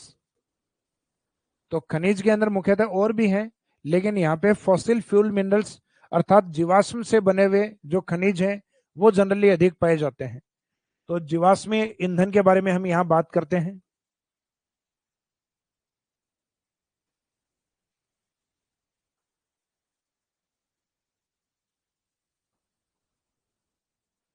जीवाश्मीय ईंधन यानी जो कार्बनिक मिनरल्स होते हैं, जीवों के अंश से बने होते हैं। तो यहाँ वनस्पति भी अपने आप में एक बायोटिक पार्ट होता है, जीव होता है। तो ये जीवाश्मीय ईंधन पश्चिमी राजस्थान में अधिक पाए जाते हैं। जैसे हम बात करते हैं अरावली में मेटल ज्यादा होते हैं, धातु अधिक होते हैं, उसी तरीके से हमारे डेजर्ट एरिया में फॉसिल फ्यूल मिनरल्स ज्यादा होते हैं। तो ये ऊर्जा खनिज है या खनिज संसाधन है। इसके बाद में मरुस्थल है, वहां परमाणु परीक्षण के रूप में इसका महत्व है। न्यूक्लियर टेस्ट किया गया है 1974 और 1998।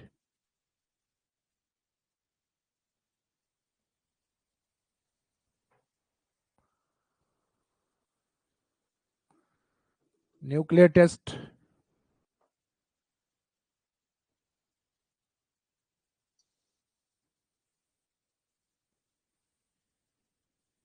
परमाणु परीक्षण।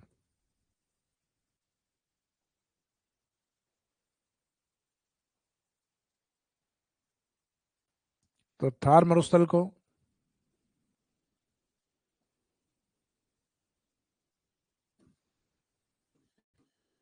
को परमाणु परीक्षण स्थली भी कहा जाता है।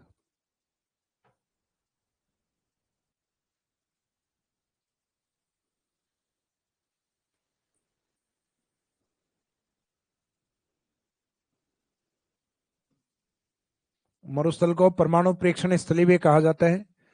तो Thar desert is known as nuclear testing site.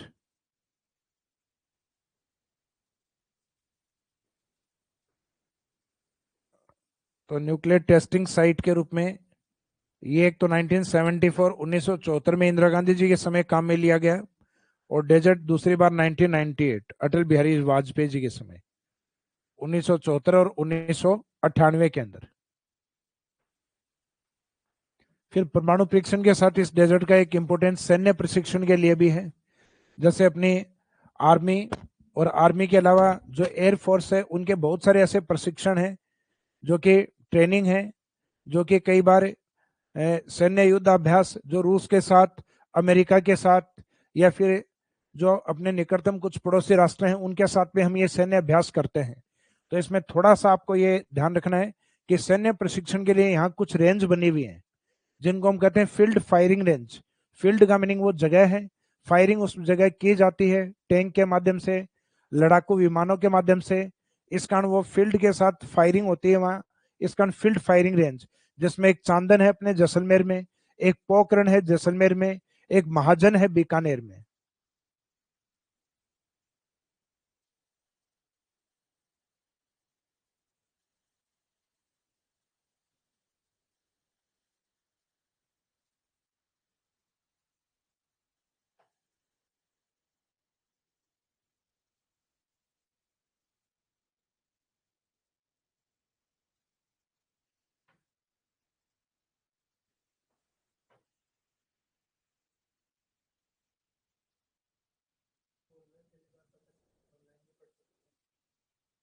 अच्छा, ऑनलाइन स्टूडेंट रामस्वरूप उपाध्याय।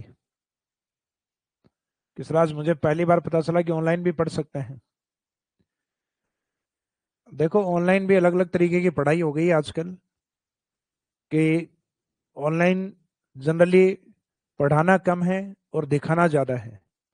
तो वो चीजें भी, हालांकि अपने को किसी की बुराई नहीं करनी है, हर व्यक्ति अपना काम चला रहा है, हर व्यक्ति को अपना घर चलाना है, और हर व्यक्ति की थॉट अलग अलग होती है। चलो, धन्यवाद आपके इस कॉम्प्लीमेंट के लिए।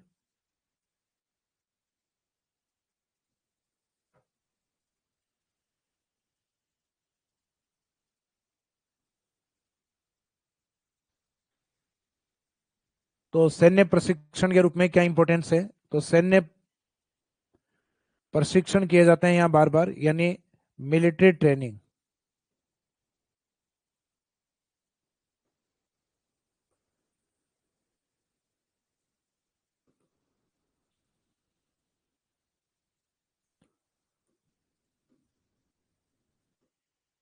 थार मरुस्थल को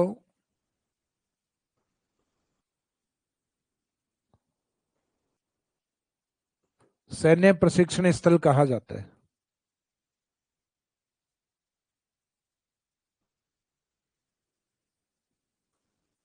सैन्य प्रशिक्षण स्थल कहा जाता है, अर्थात मिलिट्री ट्रेनिंग साइट के रूप में जाना जाता है, जहाँ मिलिट्री की ट्रेनिंग होती है, सैन्य प्रशिक्षण स्थल कहा जाता है। अब इसके कुछ एग्जाम्पल, जो कि जनरली आप न्यूज़पेपर में बार बार पढ़ते हो, हर 4-5 महीने में सुनने में आता है अपने। जैसे एक तो चांदन,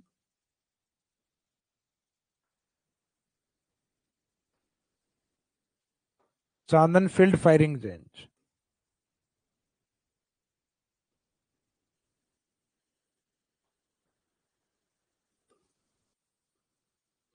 चांदन फील्ड फायरिंग रेंज ये जैसलमेर में है। जैसलमेर में एक और आती है पोखरण। टाइटल इसमें भी आगे वही लगेगा, Pokhran field firing range Jaisalmer. और एक प्रसिद्ध आती है महाजन करके, महाजन फील्ड फायरिंग रेंज, ये आती है बीकानेर में।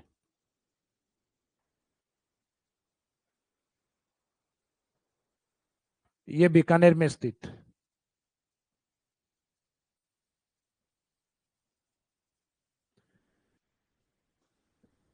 तो ये सैन्य प्रशिक्षण वाला ये पॉइंट याद रखिएगा इसमें।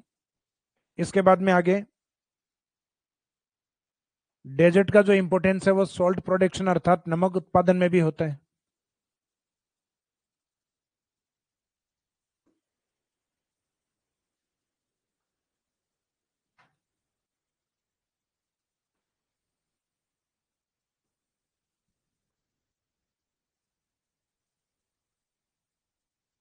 सॉल्ट प्रोडक्शन अर्थात नमक उत्पादन में भी इसका इंपॉर्टेंस है।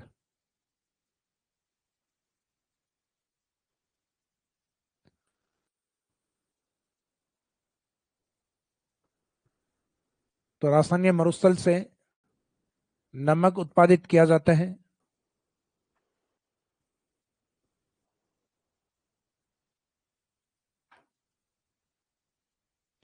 अब आपसे ये पूछा जाए कि सॉल्ट प्रोडक्शन क्यों होता है, तो ये सामान्य सा क्वेश्चन है कि जो सॉल्ट प्रोडक्शन है उसमें दो बेस हो सकते हैं।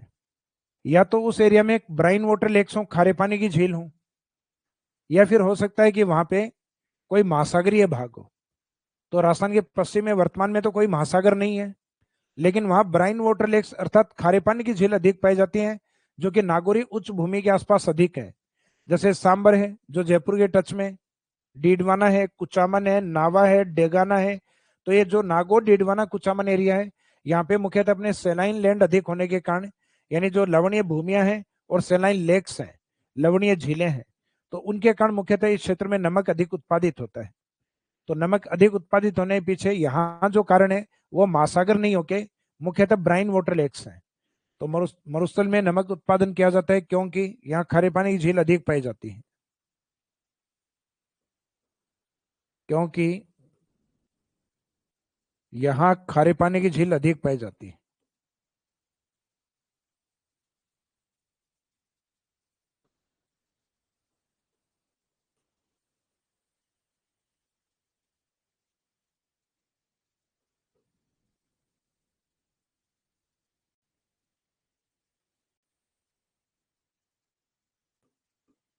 यहाँ खारे पानी की झील अर्थात जो ब्राइन वाटर लेक्स हैं ये ज्यादा होती है। तो ये पॉइंट याद रखिएगा इसमें। तो ये तो हेडिंग था, नमक उत्पादित होता है, तो उसके पीछे रीजन पूछे तो आंसर ये रहेगा।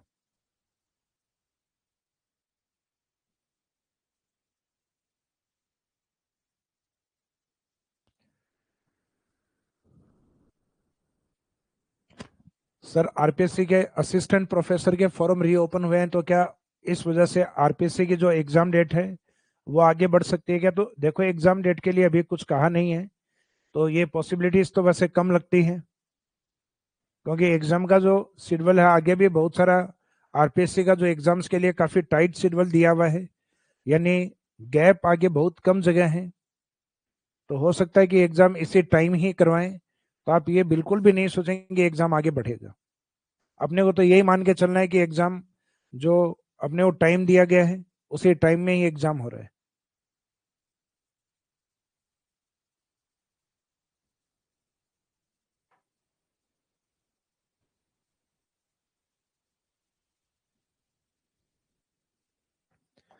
तो सॉल्ट प्रोडक्शन के बाद में हम आगे देखते हैं, नमक उत्पादन के बाद डेजर्ट का इंपॉर्टेंस मुख्यतः टूरिज्म या पर्यटन को लेकर भी है। पश्चिमी राजस्थान की जो सिग्निफिकेंट अपन कह सकते हैं जो कल्चर है, वहाँ की स्पेसिफिक जो कल्चर विशेष संस्कृति जो है वो टूरिज्म को अपनी तरफ अट्रैक्ट करती है, और वो संस्कृति हम दिखाते हैं दिसंबर से मार्च के बीच में। डेजर्ट में विभिन्न प्रकार के फेस्टिवल आयोजित होते हैं, जैसे बीकानेर का ऊंट महोत्सव, जैसलमेर का मरु महोत्सव, बाड़मेर का अपना थार महोत्सव, और अपना जोधपुर का मारवाड़ या मांड महोत्सव। तो ये ऐसे कुछ फेस्टिवल हैं डेजर्ट की तरफ जो मुख्यतः टूरिज्म को अपनी तरफ अट्रैक्ट करते हैं। तो पश्चिमी राजस्थान की विशिष्ट संस्कृति पर्यटन को आकर्षित करती है।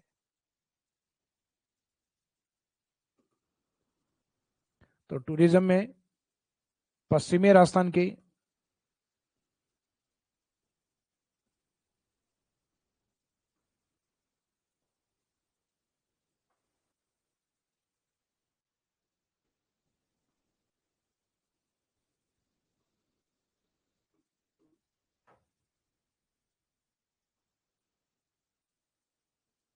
पश्चिमी राजस्थान की विशिष्ट संस्कृति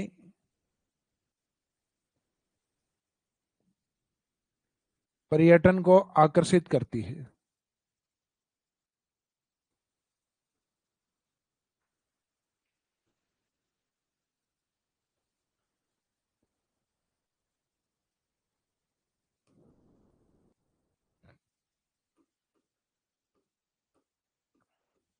पर्यटन के अलावा डेजर्ट का जो इंपोर्टेंस,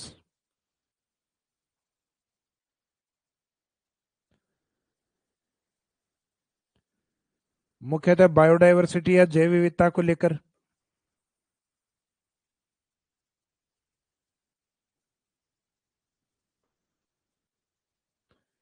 एक तो देखो मरुस्थल में जनरली हम देखते हैं मरुस्थल में जैव विविधता कम पाई जाती है, क्योंकि जब डेजर्ट है इसका मीनिंग उसमें वेजिटेशन कम है, वनस्पति कम है, और वनस्पति कम है तो वन्य जीव भी कम होंगे। तो इसको हम कहते हैं बायोडायवर्सिटी का कम होना। लेकिन राजस्थान का जो मरुस्थल है उसमें बहुत सारी कैनाल है, गंग नहर है, आईजीएनपी कैनाल है, राजीव गांधी सिंधु कैनाल है, नर्मदा कैनाल है। और उसके बावजूद हम देखें तो बारिश भी ठीक ठाक है। लूनी नदी जैसा एक इंपॉर्टेंट ड्रेनेज सिस्टम भी है पश्चिमी राजस्थान में। यहाँ तो मरुस्थल में देखें तो 60-70 साल में लगभग 3 बार बाढ़ आ चुकी है, जिसमें 21वीं शताब्दी की अभी तक की जो प्रसिद्ध बाढ़ रही है 2006 की बाढ़ में कवास की बाढ़। तो इसका मीनिंग ये हुआ कि राजस्थान का जो मरुस्थल है वो विश्व के अन्य मरुस्थलों की तुलना में सर्वाधिक जैव विविधता वाला है। लेकिन बाकी अपने चारों भौतिक प्रदेशों में तुलना करें, मरुस्थल में, अरावली में, मैदान में और हाड़ौती में, तो सामान्य सी बात है डेजर्ट में जैव विविधता कम पाई जाती है। तो यहाँ दो तरीके के स्टेटमेंट अपने को ये पता होने चाहिए कि एग्जाम में ये आता है कि मरुस्थल में जैव विविधता कम है, तो ये स्टेटमेंट सही है।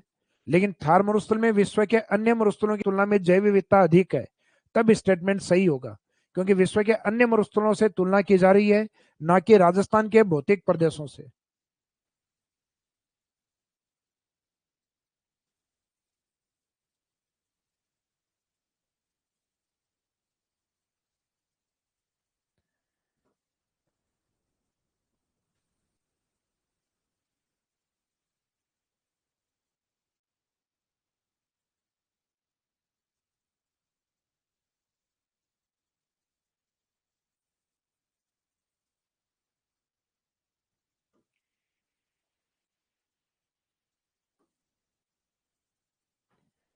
तो बायोडायवर्सिटी वाले पार्ट में, इसमें जैव विविधता वाले में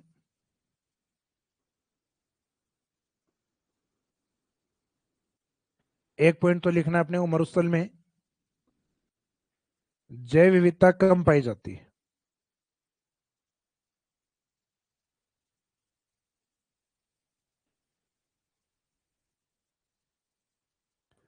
जैव विविधता कम पाई जाती है।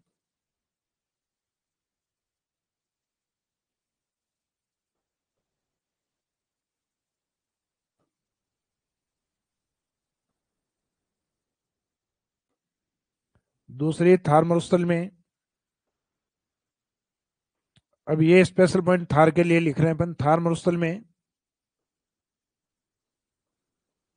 विश्व के अन्य मरुस्थलों की तुलना में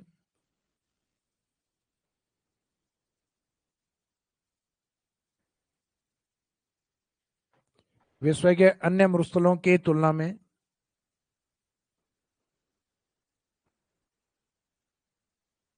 में जैव विविधता अधिक पाई जाती है।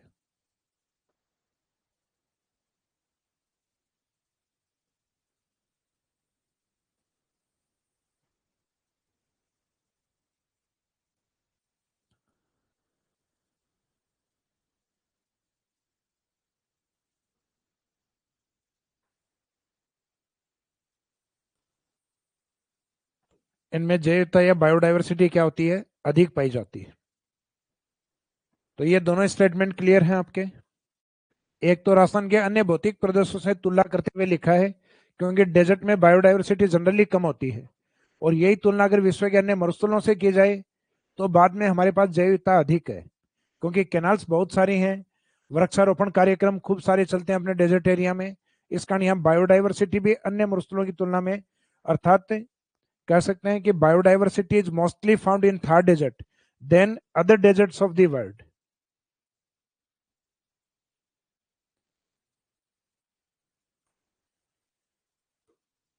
बायोडायवर्सिटी बाद में नेक्स्ट पॉइंट। अब मरुस्थल में इतनी कैनाल होने के कारण यहाँ फूड ग्रेन अर्थात खाद्यान्न या अनाज का उत्पादन अच्छा होता है।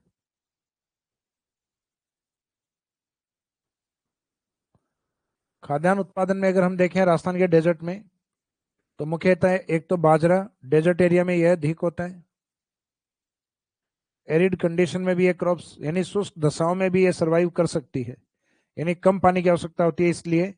फिर बाकी अधिक पानी के लिए घग्गर बेसिन और वहां पे कैनाल्स बनी हुई हैं, उस साइड में गेहूं भी उत्पादित होता है। सामान्यतः कहा जाता है एरिड एरिया के अंदर चावल उत्पादित नहीं होता, लेकिन हमारा डेजर्ट ऐसा है चावल भी उत्पादित करता है। अब इससे ज्यादा और क्या चाहिए डेजर्ट से।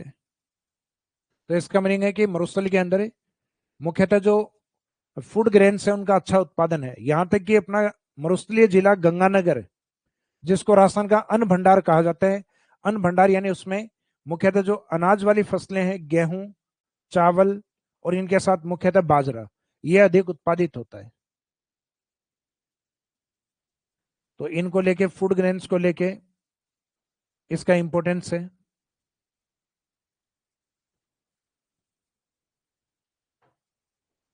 फूड ग्रेन प्रोडक्शन,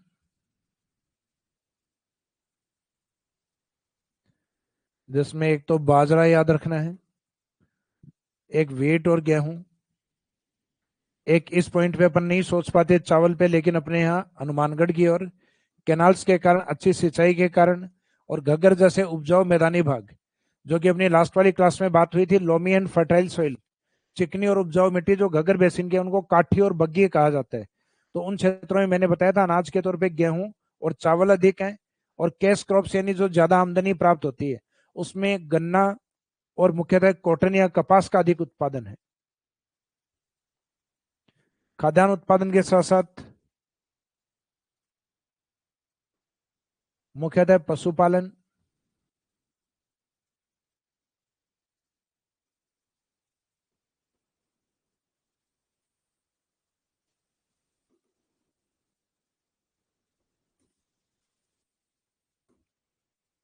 पशुपालन यानी एनिमल वेल्थ।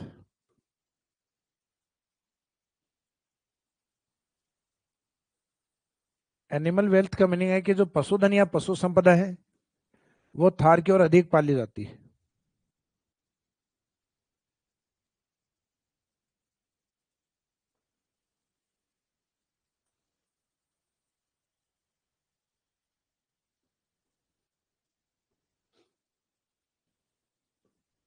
थार मरुस्थल में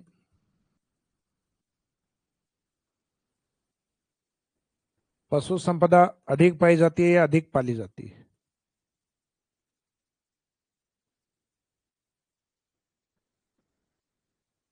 कारण यह है कि राजस्थान के जो चारों फिजिकल डिवीजन है उनसे कंपैरिजन करते हुए लाइन लिखी है हमने। तो अरावली वाला जो एरिया है तो वहां पे तो वाइल्ड लाइफ अधिक होता है, वन्य जीव जैवता अधिक होती है। पूर्वी मैदानी भाग में मुख्यतः मेन सोर्स होता है एग्रीकल्चर या कृषि। और ये वाला जो हाड़ौती एरिया, यहाँ पे भी सिंचाई की सुविधाएं अधिक होने के कारण मुख्यतः ये भी एग्रीकल्चर या कृषि कार्य अधिक करता है। तो इसका मीनिंग है पूर्वी मैदानी भागों में कृषि अधिक होने के कारण पशुपालन की ओर ध्यान कम दिया जाता है, लेकिन पश्चिमी राजस्थान में मुख्यतः एग्रीकल्चर बहुत ज्यादा पॉसिबल नहीं है। तो उसके जनरली पीछे रीजन हम ये मानते हैं कि वहां पे वर्षा अधिकांश एरिया ऐसा है जो सूखा है, एरिड डेजर्ट के रूप में है। इस कारण वहां पे डेजर्ट कंडीशन के कारण कृषि हर जगह पॉसिबल नहीं है। और कृषि में ये भी नहीं है कि आप अपने खेत के अंदर एग्रीकल्चर करने के बाद उसको पानी पिलाने के लिए दूसरी जगह उठा के लेके चले जाओ कि चलो जोधपुर चलते हैं। लेकिन पशुपालन में ये पॉसिबल है कि आप पशुओं को एक स्थान से दूसरे स्थान पर माइग्रेट कर सकते हो, 15, 20, 30, 40, 50, 100 किलोमीटर तक। सॉरी। तो इसके अंदर माइग्रेशन पशु संपदा में पॉसिबल है, या दूसरी जगह से चारा ला के आप पशुओं को डाल सकते हो। इस कारण राजस्थान में सर्वाधिक पशु वाले जो जिले होते हैं, पहले तो राजस्थान में ऐसा था कि चारों स्टार्टिंग के मैक्सिमम एनिमल वेल्थ अर्थात पशुधन के चारों जिले डेजर्ट के हुआ करते थे। लेकिन आजकल ये डेटा में स्टार्टिंग के दो जो सर्वाधिक जन पशु संख्या वाले जिले हैं वो डेजर्ट के पास है, एक बाड़मेर और एक नंबर सेकंड जोधपुर। तो थार मरुस्थल में पशु संपदा अधिक पाली जाती है, अधिक पाई जाती है। जिसमें अगर रैंक वाइज हम देखें तो राजस्थान में सर्वाधिक पशु नंबर 1 पे बाड़मेर जो कि डेजर्ट डिस्ट्रिक्ट है, और नंबर 2 पे है जोधपुर। तो ये भी डेजर्ट डिस्ट्रिक्ट।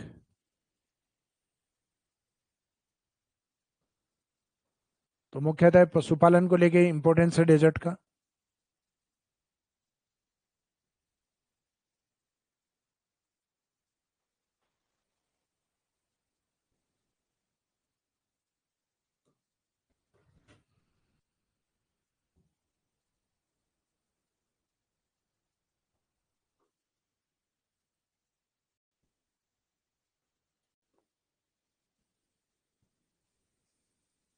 राजस्थान का जो डेजर्ट एरिया है इसमें एक टाइम पीरियड में तापमान काफी अधिक बढ़ता है। जैसे हम देखते हैं मार्च से जून के बीच में हाईएस्ट टेम्परेचर होते हैं। मार्च से जून के बीच में हाईएस्ट टेम्परेचर अर्थात तापमान उच्चतम होते हैं, और जब ताप उच्च होता है तो वहां का वायुदाब कम होता है, और वायुदाब कम होता है तो समुद्र की ओर जहाँ पानी होता है, और पानी की प्रकृति होती है धीरे गर्म होना, तो वहां ताप कम होता है समुद्र की ओर, वहां एयर प्रेशर अधिक होता है। तो अधिक वायुदाब वाले क्षेत्र से यहाँ मुख्यतः हवाएं चलना स्टार्ट होती हैं, और हवाएं चलने के साथ राजस्थान में मानसून एक्टिव होता है। तो डेजर्ट का एक इम्पोर्टेंस जो मानसून है उसको भारत की ओर आकर्षित करना। मानसून उत्पत्ति में अर्थात मानसून ओरिजिन में भी इसका इम्पोर्टेंस माना जाता है। अगर अपने यहाँ इतनी तेज गर्मियां नहीं होती तो मानसून भी अपने टाइम से नहीं पहुंच पाता। जैसे ग्रामीण क्षेत्र के अंदर अनुभव के आधार पर अपने बूढ़े लोग बोलते हैं कई बार कि बढ़िया है गर्मियां तेज हों, तो अपने को लगता है कि दादाजी बूढ़े हो गए ऐसी बातें करेंगे। लेकिन फिर धीरे धीरे ज्योग्राफी पढ़ते हैं तब समझ में आता है कि जब टेम्परेचर बढ़ता है, हालांकि उनको इतना नहीं पता कि तापमान बढ़ेगा और वायुदाब कम होगा, और फिर उच्च वायुदाब समुद्रों की ओर से निम्न वायुदाब राजस्थान की ओर हवाएं चलेंगे जिनको हम मानसून कहेंगे। तो सामान्य सी बात है कि डेजर्ट या मिट्टी वाला पार्ट जल्दी गर्म होता है, तो गर्म होने का मीनिंग टेम्परेचर बढ़ने का मीनिंग वायुदाब का कम होना। और लो प्रेशर जो होता है, लो एयर प्रेशर, वो समुद्र के हाई एयर प्रेशर को अपनी तरफ अट्रैक्ट करता है। और ये हवा का नियम भी होता है कि वो हाई एयर प्रेशर से लो एयर प्रेशर की ओर बहती है। तो अपना जो डेजर्ट वाला जो पार्ट था, अर्थात मरुस्थल वाला जो हिस्सा था, पहला फिजिकल डिवीजन जिसको हमने नाम दिया था नॉर्थ वेस्ट डेजर्ट, उत्तरी पश्चिमी मरुस्थल, नॉर्थ वेस्ट डेजर्ट। तो ये नॉर्थ वेस्ट डेजर्ट अपना कंप्लीट हो गया है। इसके दोनों भाग जो हम लास्ट वाली क्लासेज में वैसे लगभग कंप्लीट कर चुके थे, ये शुष्क और अर्ध शुष्क, एरिड और सेमी एरिड। और आज इस मरुस्थल से रिलेवेंट जो इंपॉर्टेंस या महत्व है, उन महत्वों को भी अपन ने कंप्लीट कर लिया है कि इसके डेजर्ट के इंपॉर्टेंस क्या है। महत्व या मरुस्थल से संबंधित अन्य महत्वपूर्ण बिंदु, महत्व और महत्वपूर्ण बिंदु, तो ये लास्ट में हमने कवर किया इसमें other important facts and importance. तो डेजर्ट से रिलेवेंट इस टॉपिक में किसी को समस्या है मरुस्थल से संबंधित, तो आप अपनी तरफ से एक बार कमेंट कर दीजिए। उसके बाद हम सेकंड पार्ट अर्थात दूसरा जो भौतिक प्रदेश है अर्थात अरावली वाला पार्ट वो स्टार्ट करेंगे।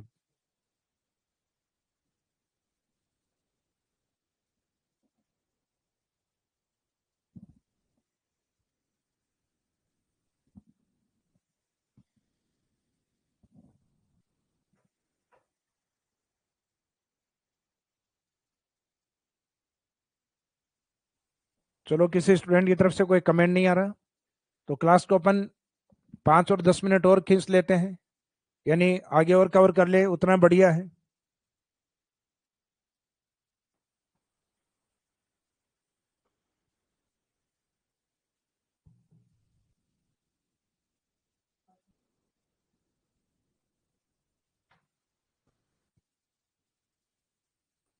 तो सेकंड जो अपना फिजिकल डिवीजन है वो है अरावली। दूसरा भौतिक प्रदेश है अरावली माउंटेन, अरावली पर्वतमाला।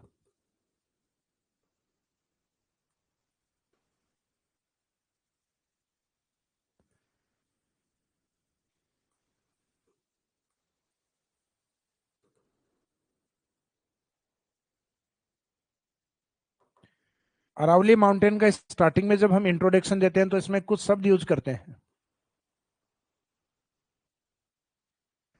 अरावली एक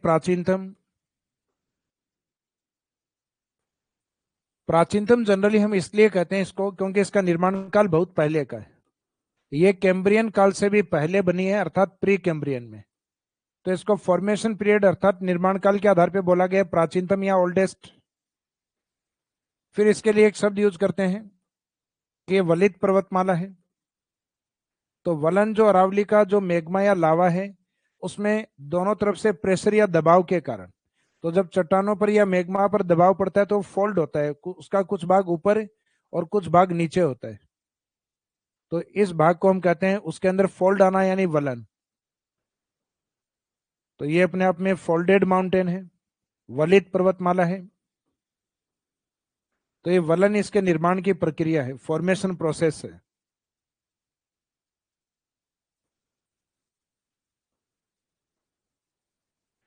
प्रेजेंट में ये अपने आप में एक अवशिष्ट पर्वतमाला है।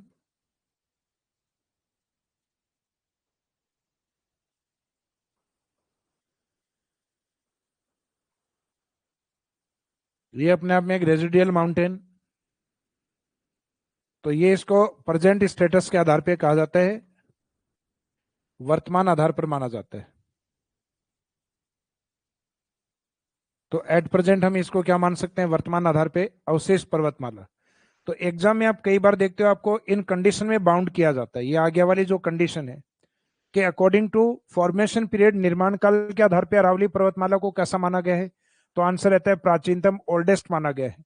निर्माण की प्रक्रिया के आधार पे यानी फॉर्मेशन प्रोसेस कैसा रहा है, तो चट्टानों के बीच में प्रेशर लगने के कारण इसकी चट्टानें फोल्डेड रूप में है, यानी अपनति और अभिनति के रूप में। जैसे हिमालय भी एक वलित पर्वतमाला है, विश्व के मोस्टली माउंटेन्स आप देखते हो वलित पर्वतमाला है। तो ये इसका प्रोसेस है।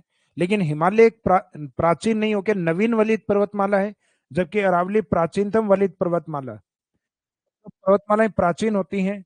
जैसे कहा जाता है कि अरावली के निर्माण के समय इसकी हाइट बहुत ज्यादा थी।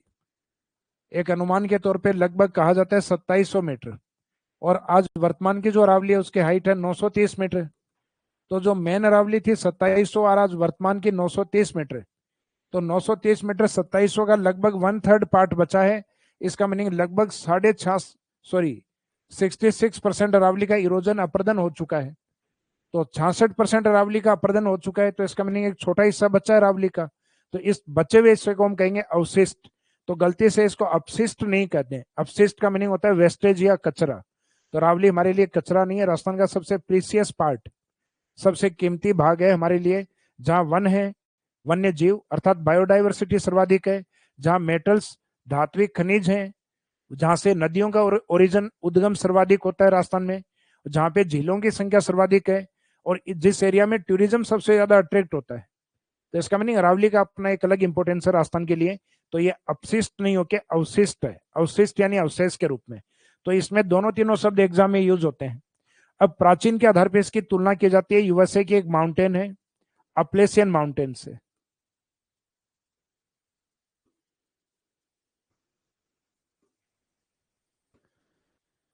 जैसे अमेरिका में कुछ पर्वतमाला, नॉर्थ अमेरिका में रॉकी, सदर्न में एंडीज, ये अपने आप में नवीन पर्वतमाला ही मानी जाती हैं।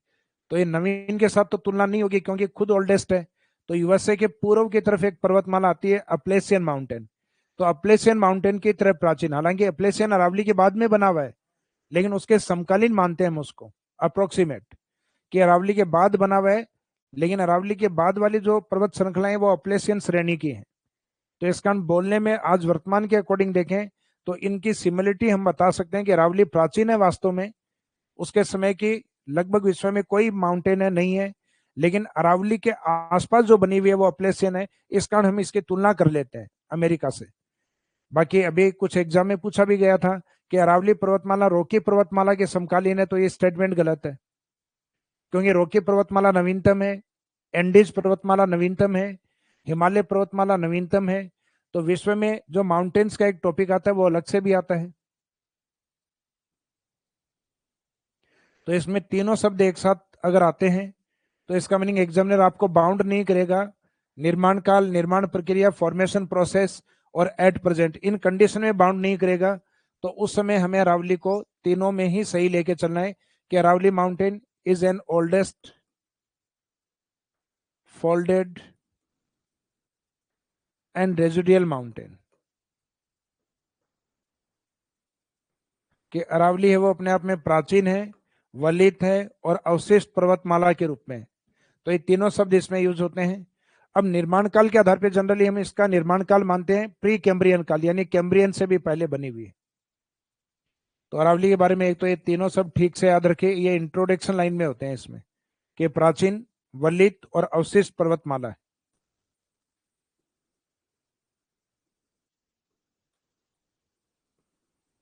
जिसका निर्माण काल प्री कैम्ब्रियन काल।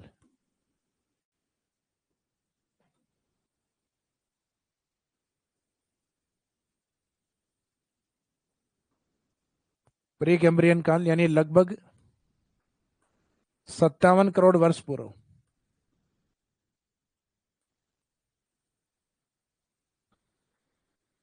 बिफोर 57 करोड़ ईयर्स, तो 57 करोड़ वर्ष पूर्व। और अगर मिलियन में बोलो तो 10 से गुणा कर लेना इसमें, तो 10 से गुणा करोगे तो आ जाएगा ये 570 मिलियन ईयर्स पहले। तो करोड़ में रहेगा ये।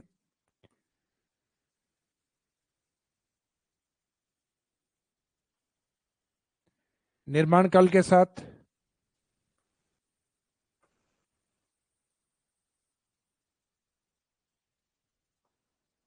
अरावली पर्वतमाला है, इसका अपना एक विस्तार है।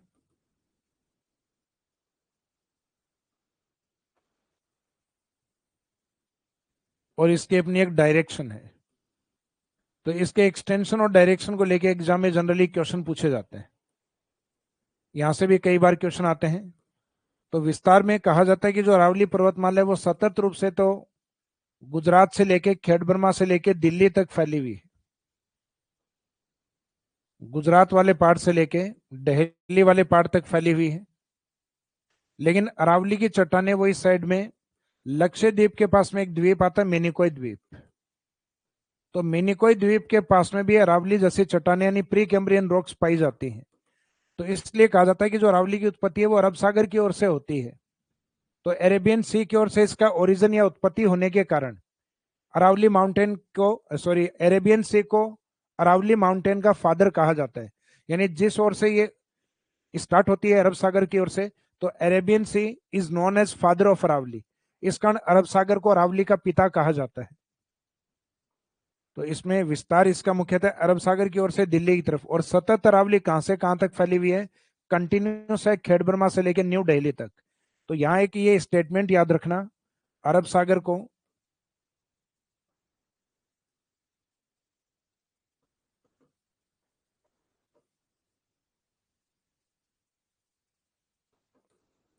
अरावली का फादर या पिता कहा जाता है।